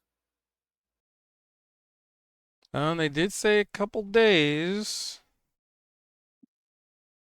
This would fall within the second, unless you just want to check in the morning to be sure, because it is getting late, so there's a chance you might be walking through town for nothing. But there's a chance that you might get there and they might have exactly what you want. You never know. That's the joy of D&D. I yeah, I didn't know. I just felt like if it's going to take a couple hours to craft these herbs, this antitoxin, that I don't know, something's got to be done, but whatever. Well, yeah, and it's almost I mean it's the afternoon of the second day, so you'd think maybe by the end of the afternoon when it's quitting time that it's supposed to be done because that's like 2 full days, right? 2 business days. Yeah, totally. And I don't know if Valorous wants to go check out a blacksmith shop or whatever.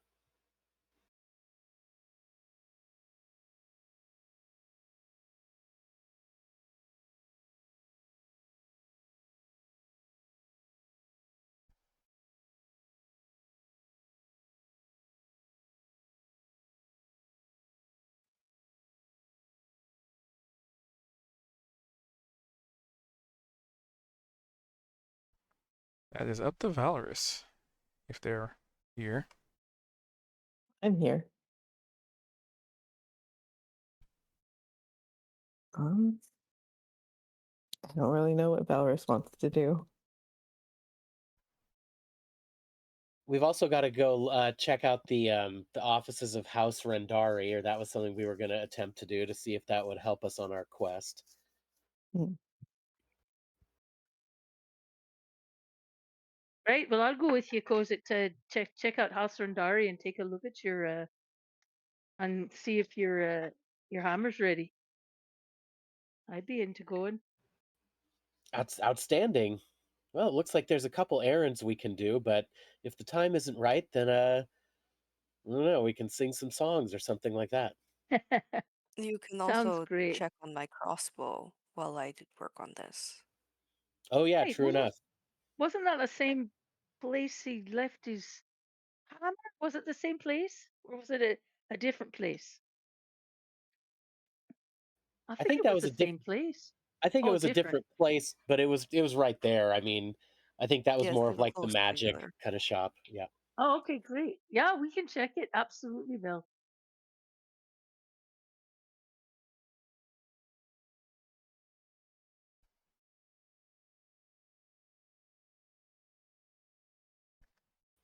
So All right. that's an idea.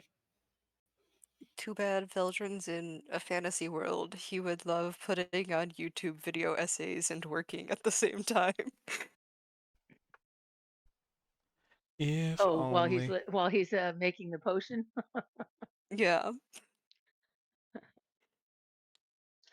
Oh, this one's better though. But he's probably like, "Damn, I want to go. I want to go for a go check out the city and go do some errands." Before everybody takes off, if any of you finds Temporalis, remind him that he owes me. What does he owe you? And where the hell is that guy? Don't know where he is, but he owes me to help identify the music box that I couldn't place but played a song that Niavara and I remembered. Oh, wow. Has anybody seen him? Did he come Not with us since the we other got night to here. the? Did he come with us to that gambling establishment the other night? We went to a gambling establishment. Right, the first night. Wasn't that the Oh first night? no. You don't remember? You were pretty No. hammered. Well, speaking of blacksmith shops, but in a different way. The first night, wasn't that the first night we got here, or the second night? I believe Anyway, we went gambling. I believe Temporalis he took off with now I can't remember his name, who was our guide, the Oh, right. Minotaur. It Marlin. was Marlin. Marlin. Yeah, Yeah, I that's it. believe he and Marlin might have gone out, and I don't even know if they're still in town, but they'll be easy to pick out, I think, if we see them.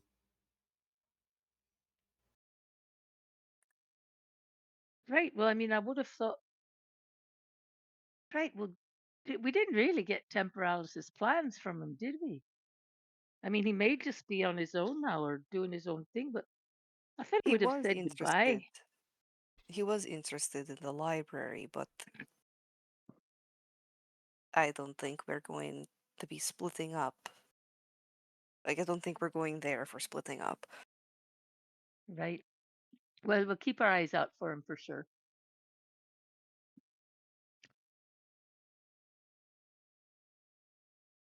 All right. So who is going to which location? I'm going to go with Kozik, and we're going to go to all locations.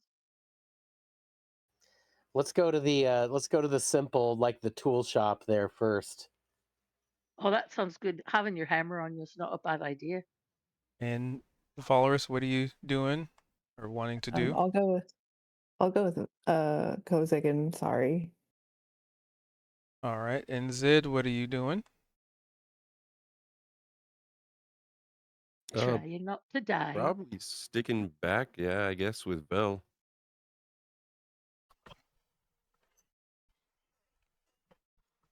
All right. There may or may not be something that comes of that. Okay. So let's start off as you guys have left the Adventurer's Rest. Um, crowds of people are still coming in, leaving, etc. Busy night, as one expects. Um, And which one were you going to first? The blacksmith, right, Kozik? Yeah, I think so. All right, let me pull up my town location. The blacksmith was. Goes the hammer and check. Hammer and flail. Nope, not that one. Nice, Not good that one. memory or good note taking. Either way, Hold good job. Hold on. Finding. Just to confirm.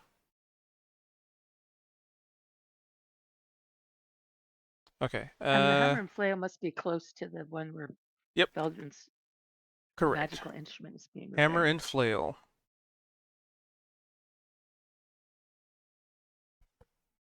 Okay, so you make your way to the hammer and flail.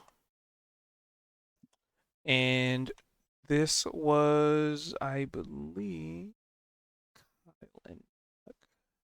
goblins. Okay, yeah. So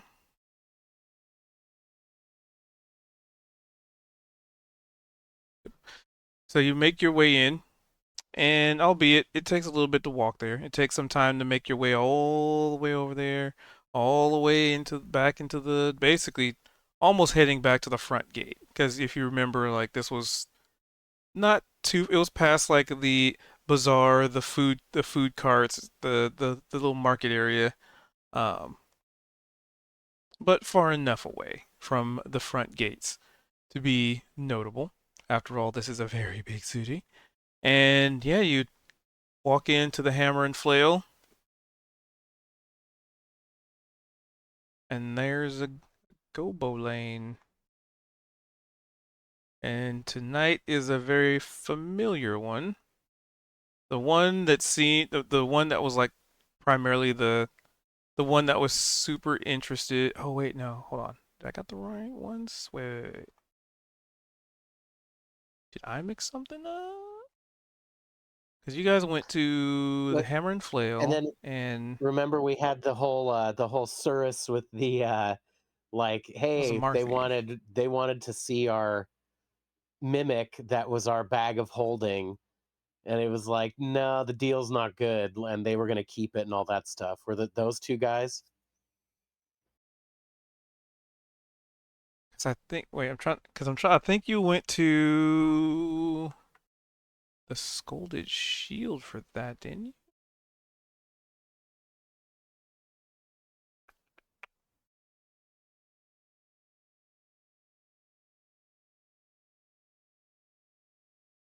I might have gotten my own notes mixed up.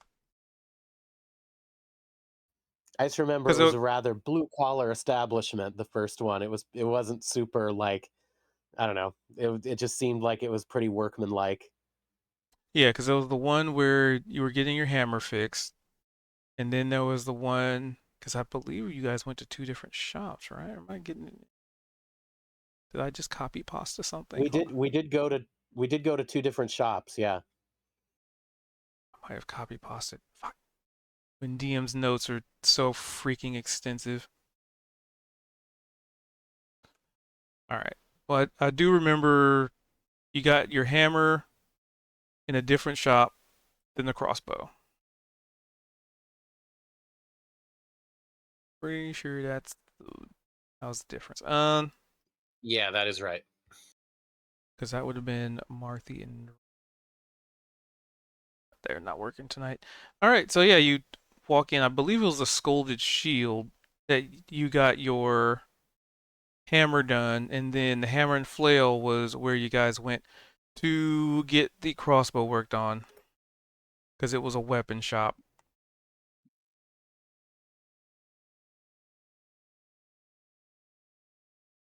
Uh, but either way, you walk in. Do I see a goblin or not? Yeah.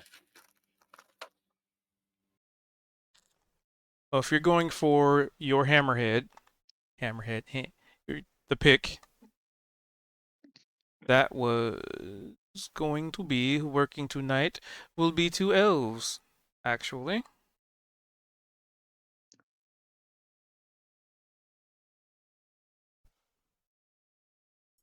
And you pretty much walk in and they notice you and nod and then sort of go back to what they seem to be like writing in ledgers. One of them seems to be like taking inventory.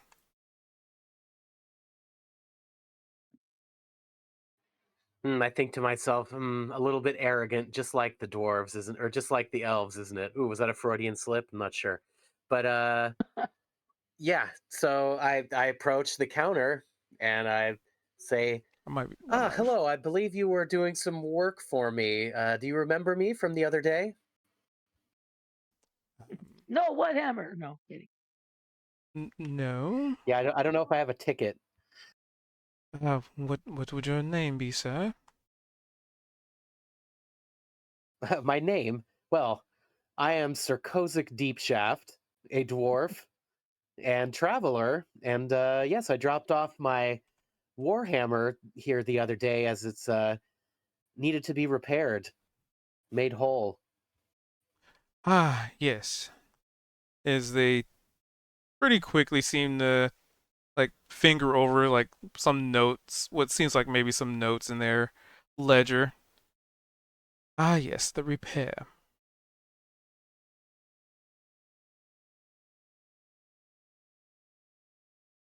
That would, yes, that is ready.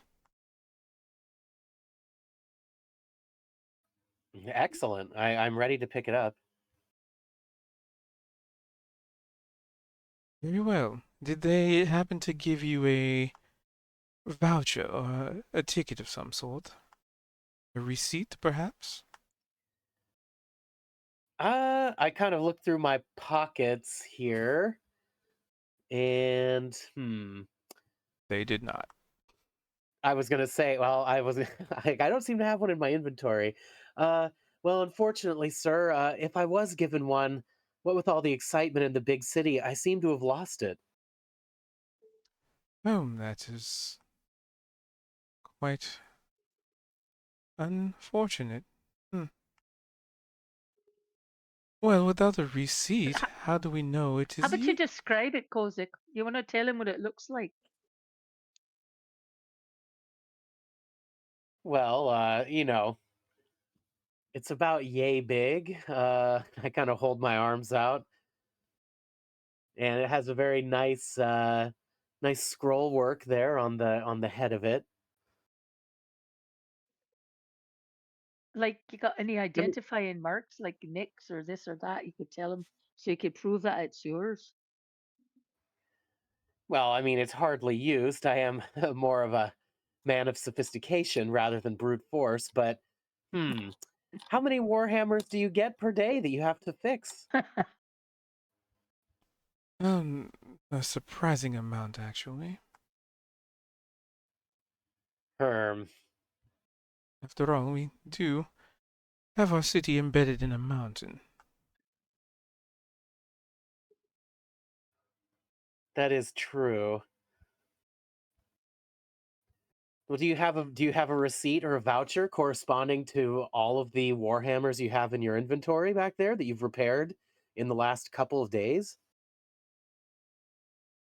Because I feel I was not given one, sir. I was not given one. Who was it that took your order then? Ah, it must have been one of you two, No, we or work the both. evenings. So perhaps I should come back during the earlier hours of the day. And well, unfortunately, that might be the circumstance. Well, I tell you, sir, I'm very perturbed, and I'm holding back a little bit to try not to embarrass myself with some bad language. But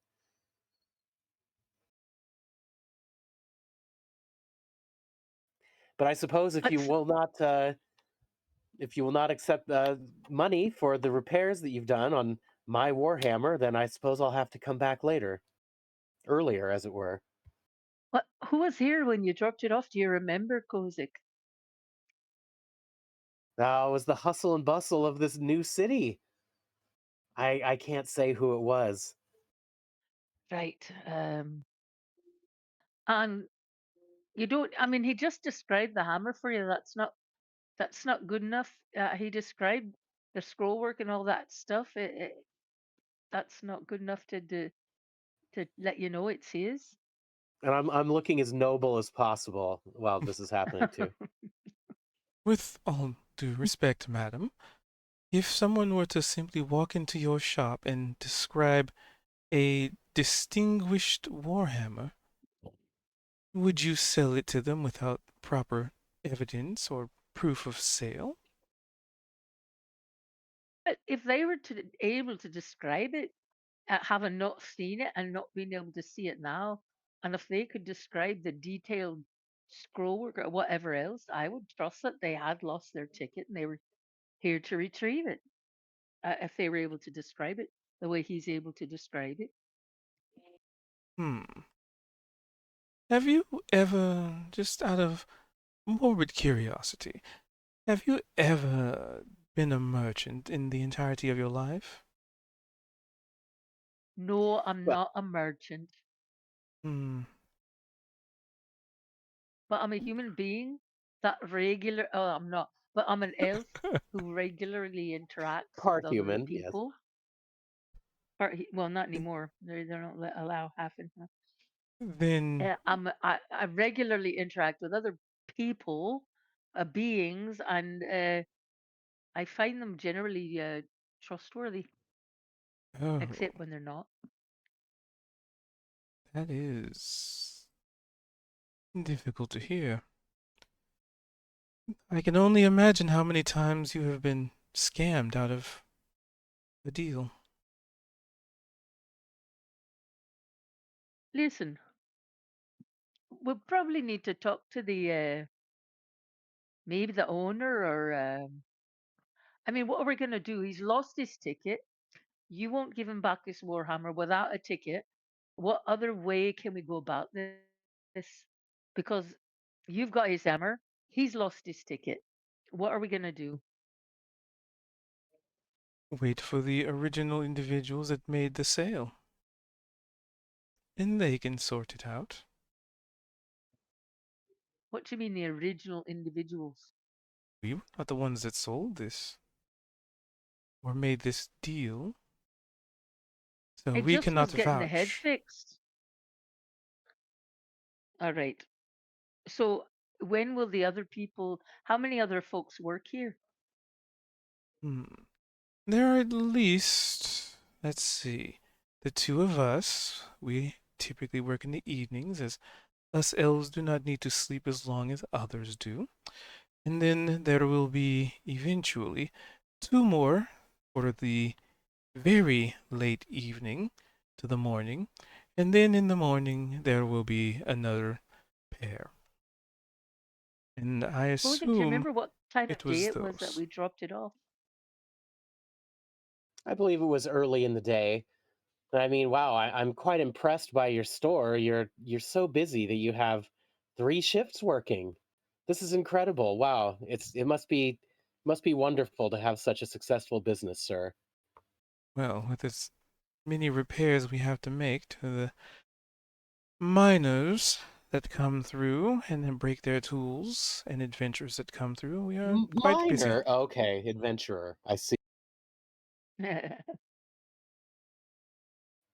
Well, Well, Kozik, why don't we sorry. come in the morning and we'll come I back the time of day that you were here initially. They'll remember you. I agree. It seems like we won't get much farther with these two.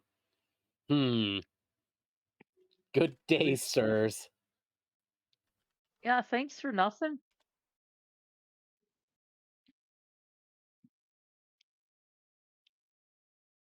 Have a wonderful Ding, ding, evening. ding. And as you walk out, That's the sound of the bell as it walks out. Yeah. all right, so you're heading to the hammer and flail next. Yes, we should go there. Well, here's hoping that do you have any scraps of paper on you? Sorry, or maybe Veldrin would, but let's see if they will do Check our business with pockets. us. Yeah, right. So you head over to the hammer and flail, and interestingly enough, the goblins are still working there. I think it was a halfling and a goblin. I might have whoopsie doodled on some of my notes from that one. It was a rough week. It's fine. But yeah, I know one was Nuck was a goblin.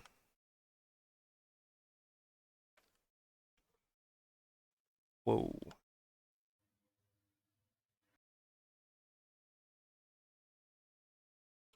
Okay, well, good day. How are you faring today, sir? Ah, another busy day. Yep. Busy, busy, busy. As this goblin seems to be laying on top of the counter, arms folded behind his head, and just sort of kicking his feet. Well, it's a blessing, isn't it? Well, we've do you remember us from the other day? We were in here and we came for some repairs to a magical item. Uh, Yep. What's a crossbow? Old Nuck hasn't forgotten. I We turn were to wondering Starry if and it I was say, ready. "Here's one." Yeah, right. So you Wondering if that's been repaired so we can pick it up. so you'd hear the pitter patter of feet from like behind a kind of just like a swinging door, and you see a very familiar, just completely just like nerd, just an excited a goblin just jumps up on the counter. It's like, oh, oh, it's you. So have you reconsidered? Maybe reconsidered? Maybe. I could keep it. I can keep it. I think it was Vel that was. I think it was the other one that was making that deal with you, sir. And she's not with us. He's not with us. Vel Ah, and Kozik were there. Yeah, but it was Vel that was Vel is not here now. talking about the. Well, we're not doing a deal. Sorry, we're not leaving it with you. That's uh, oh, that's what we came to. oh. They look just completely and utterly dejected. You like I'm so so much sorry. so like you see the shoulders drop, and even like goblins who normally have like really pointy stiff ears, even those kind of sloop. Okay, and he just kind of I'm drags sorry, his fella. feet. It's okay. It's business. And he like hops down from behind the counter so you can't really see him, but you could just hear the sounds of like feet dragging. Just oh. Aw, poor guy. And you hear some rustling in the back, and then you hear the sounds of like feet being dragged again as you see the door swing, but it's behind the counter, so you can't really physically see them. And you just see like a crossbow slowly slide on top of the counter, and then the goblin hop up on top. Okay, here it is. Well, it looks great, mate. You did a great job. I know. I could have made it even greater by adding cool stuff to it and experimenting with it and maybe breaking it down and learning the magical stuff on it. Ow. I, Veldrin did agree to an experimental feature. What was the experimental feature? I It think it was a was unknown, surprise. Yeah. but we didn't. Yeah, we didn't do the trade to get that for like the cheap price or whatever. Yeah, we had agreed to like the price that they gave because they couldn't take the mimic without killing the mimic. Right. They wanted to keep it.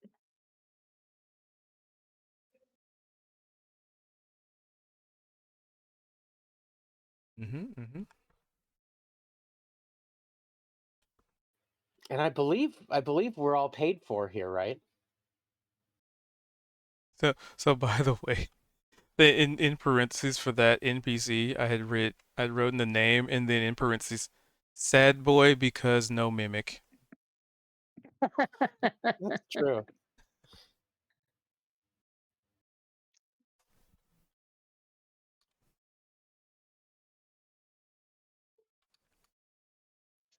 Yeah, So do we have? So this is out of character. Do we have some sort of special property on this, or did that not get added to it?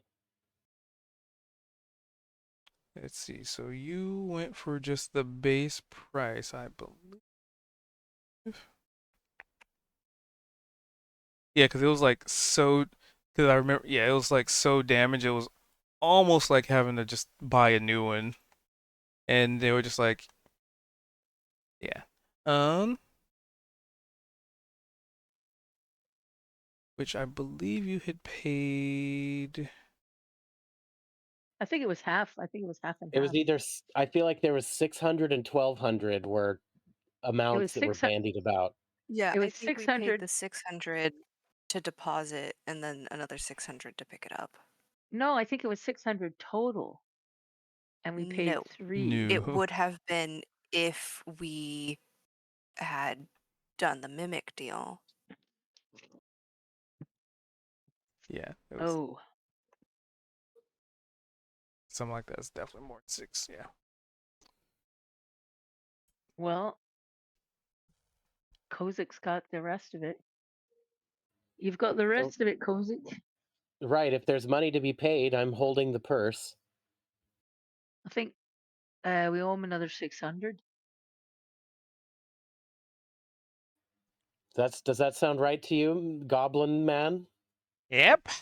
Goblin man. The one on the counter with feet kicking chimes in.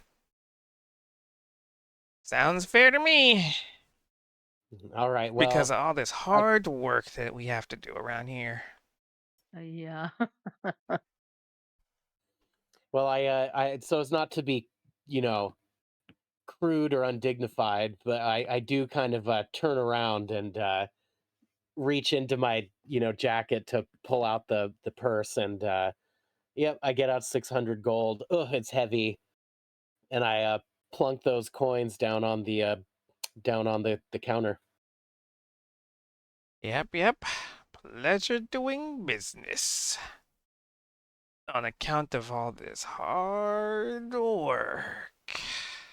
As he's slowly pulling like his like little cowl over his eyes. Right. Well, I can see who's doing the hard work here. Yep, and it's all me. I'm just taking I a don't little think break so. from all the hard work that I'm doing. Hmm. Let's get a. Let's toss a couple of gold to that other fella that's actually doing the work. I heard that, and thank you for donating gold to me.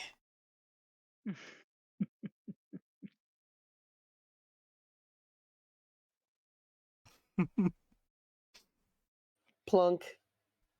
All right, sorry. Will you take possession of the item? All right, I've got it. That's looking great. Thank you.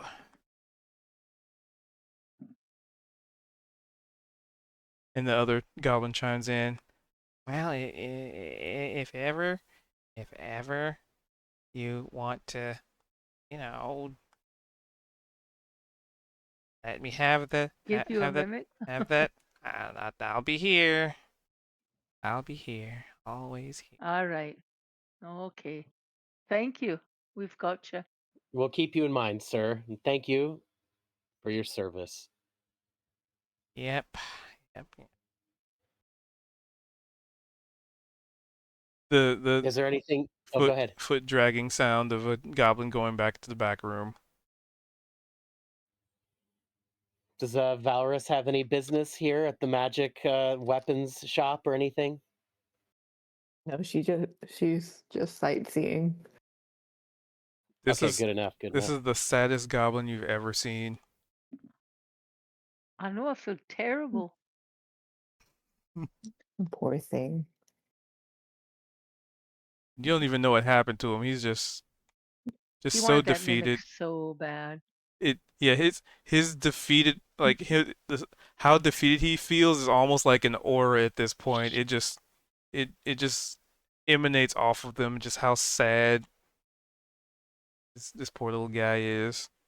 You don't even know him, and you're just like, man, I don't know what they did to this guy or what happened to him, but fuck, I want to give this guy a hug, but I don't know him. Hmm. It would be Right? weird.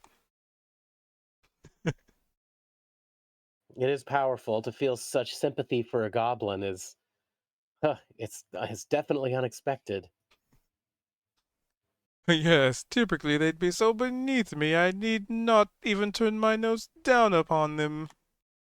They, by and large, well, we won't get into it. I've gotten a very, very interesting talent. I mean, he's clearly talented with magical things, and he can take them and take them apart and figure out how everything works. That's a really singular talent. That is, You've got a point. Yeah, we gotta end it like 20, 10 minutes, and he 20. just wants to play with a mimic, poor guy. Well, I hope he gets one someday. Hmm. You'll see if he'll put in the hard work as he's used to doing. I'm sure he'll find something just as wonderful.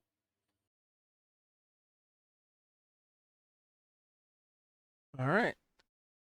So we'll pan the camera to the bar. The adventurers rest to Veldrin and Zed.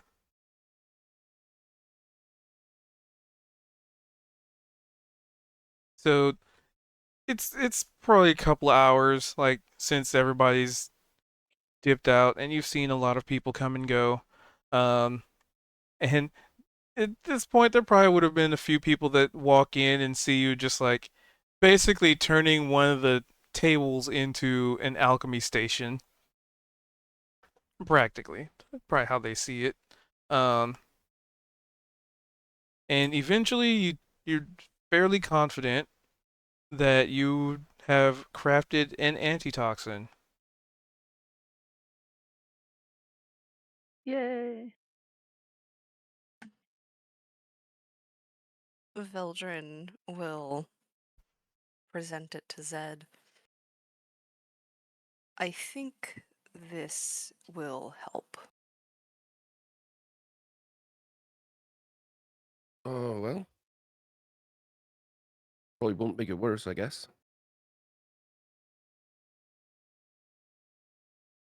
So yeah, what is it, like a liquid? It is a fairly viscous fluid,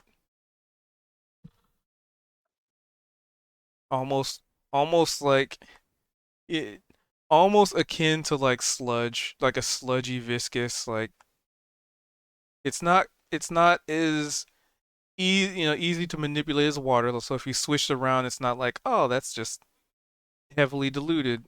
But it's not like so viscous that it just kind of plops out like putty. So it's an in between. It's it's malleable, but it's It's like a heifer, a drinkable yogurt. yeah. Kiefer. It Yeah. pours slowly.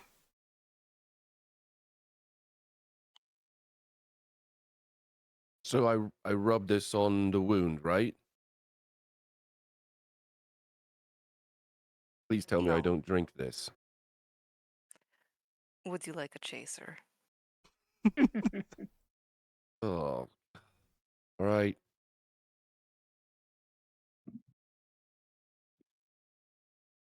Yeah, and would say like as far as how you got the material for it, there's so many people in here. There are other adventurers. You probably would have haggled a little bit and just just narratively kind of That's where hand the waving 50 it. gold went. Yeah, it's you haggling with people who come in. They're adventurers too, so they probably would have had the proper. Somebody's gonna have the herbs, right? With how many people come and go, and somebody's probably was willing to just offload stuff. So yeah, um, but yeah, so you would have acquisitioned that pretty easily.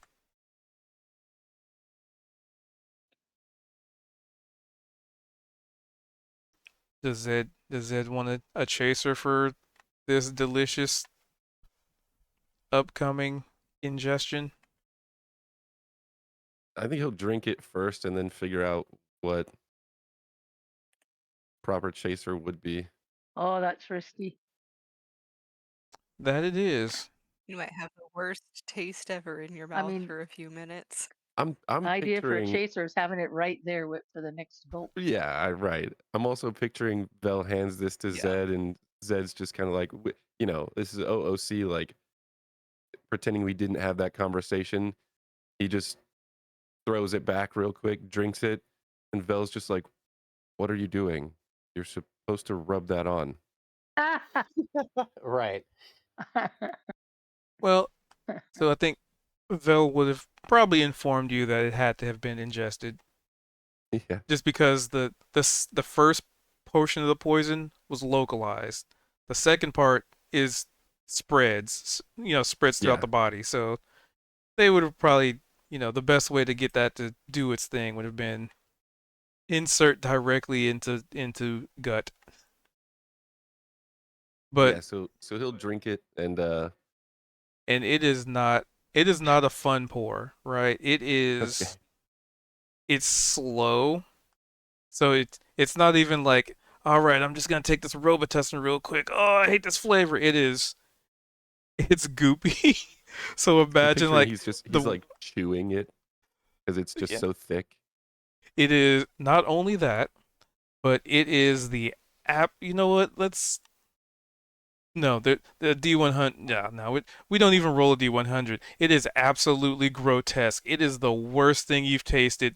It has not only no flavor. You have tasted dirt that tastes better than this. You have tasted rotten fish that tastes better than this. This is the worst thing you have ever had the displeasure of putting in your mouth, let alone having to wait for it to slowly empty out the vial for you to get the full dosage of it. It is not a quick process. You absolutely wish it were. And good Lord, that chaser is something that you want so bad right now, but you have to wait the full 20 to 30 seconds for this viscous fluid to get into your mouth, and then even worse it to dare even consider offending your taste buds by being in a mild vicinity of you, let alone the fact that you have to ingest this and have to swallow it and deal with the repercussions of it as it goes down, and it's all while you're getting a waft, like just the waft of the aroma from the vial itself, which the smell makes it even worse. And there is no role, like how I've been having you do like flavor tests. There is no role to this. There is no saving this flavor. It is almost like just chugging freaking, what's it like? Goddamn rotten, festering fucking cheese curds or something. Like it's ugh.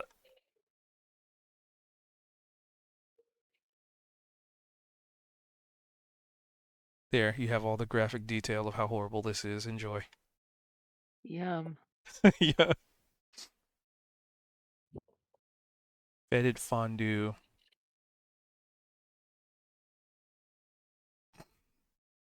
Zed's probably going to the bathroom throwing up right now. But yeah, Veldrin, however, while Zed's doing this, you're so proud of yourself. You're like, man, I figured it out. I use this kit. I am very effective at what I do. While the camera is like, kind of like in the background shows Zed just like trying to choke back like tears of suffering and flavorful, flavorless pain. However, on the flip side, upon doing so, your level of exhaustion is removed. So I get, would that make it? I wonder if that would technically make it worse. Because at first you might have been too tired to like, because the exhaustion, you're kind of tired not thinking about it. So it's like, man, I'm too tired to really pay it that much attention to the flavor. But then it's like exhaustion is gone. Now I get the full complement of the suffering that entails this.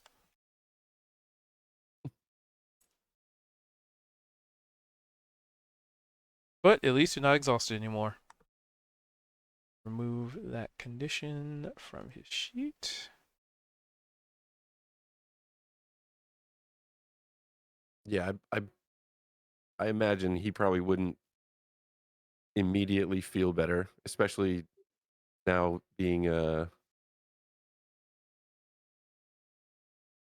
just having had this concoction. I don't I don't know if I feel better or if drinking that was just worse. But thank you.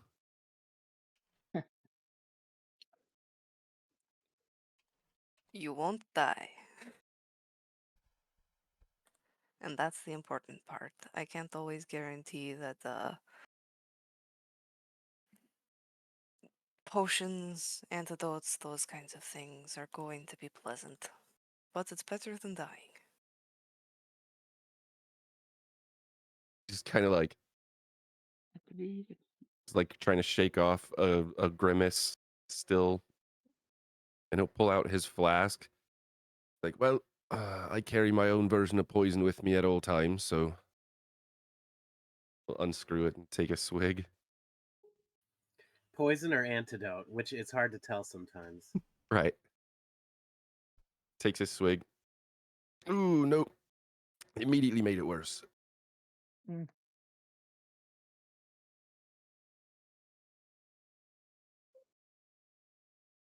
All right.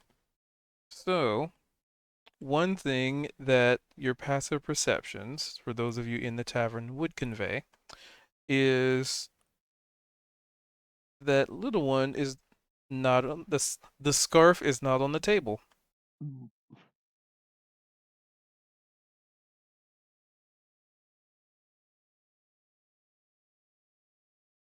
You know what? That's actually a nice little cliffhanger. Um, The scarf is not on the table. Uh-oh. How ominous. Ooh.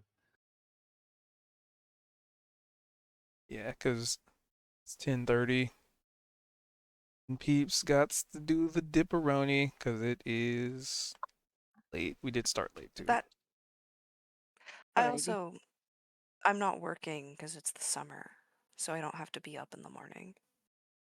It's still good for it not to get late. Oh, aren't hard cutoffs. I thought it. Okay, I misread Yeah. that. Never mind. If you want to continue for another 40 minutes, I don't. Sorry doesn't, Yeah, so we can. I think we were pretty rich with incident Mhm. this game. We can probably call it a night. yep, that works. So we're leaving with the cliffhanger of what happened to the scarf on the table. Yeah. And And I gotta hopefully figure next out how to get back online, back on the old. hmm. And I'll I keep get trying to see if I can figure out a way. Like I just don't know if I can get on with what I've got now on the new server. But Kozik, did you do some? Did you talk with Zed? Had some ideas too. Did you talk with Zed? no, no, not not specifically. I mean, maybe if you got some time one day, you could talk with him and he could help you out. I'm gonna. He Yeah, had right some on. ideas last time for me when I stayed after. So he said, "Oh, just holler anytime." Maybe he could help you out. All right. So that's where I'll wrap it up there.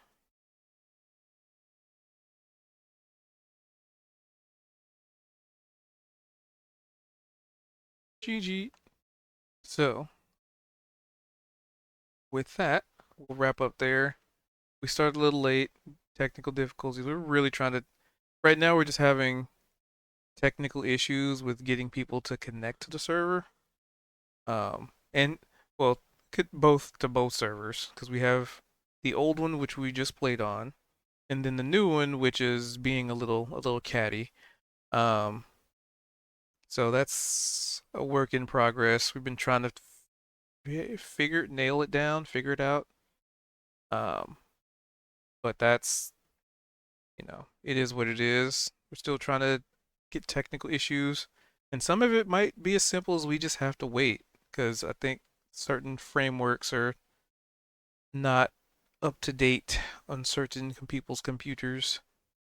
But either way, we'll figure that out. We'll get there. It might take some time. It might take some waiting, but we'll still have games. So with that, I hope you all have a wonderful morning, evening, or whatever it is in between for you. And and we'll be back at it tomorrow. Hopefully. We didn't actually get to do anything yesterday, but it was more of a, you know, unfortunate circumstance. But yeah, usually for those of you who might be checking this out on Yubles Tubles, we do this every Tuesday. We try to start at 7:30, but then it takes about 10 minutes for people to get in, and sometimes we have technical difficulties like tonight, which unfortunately, sorry wasn't even able to get into the server. So that sucks. We were really trying to nail that down. So sometimes we go later. We start later than we should. But typically the goal is 7:30 or to 7:40, give or take. Um, but we do this over on Twitch, Twitch TV/cubed222. If ever you want to come by and check out us doing a variety of games or role playing or whatever it is that our heart desires. Um, but with that being said, I'm gonna wrap it up here. Maybe poke Kozik for see what he might be having. See if there's a couple things we might be able to do. But yeah, until next time, try not to party too hardy, and I'll catch you on the flip side. All right, all right, all right. Peace out, y'all. Stay good to yourselves and others. Later.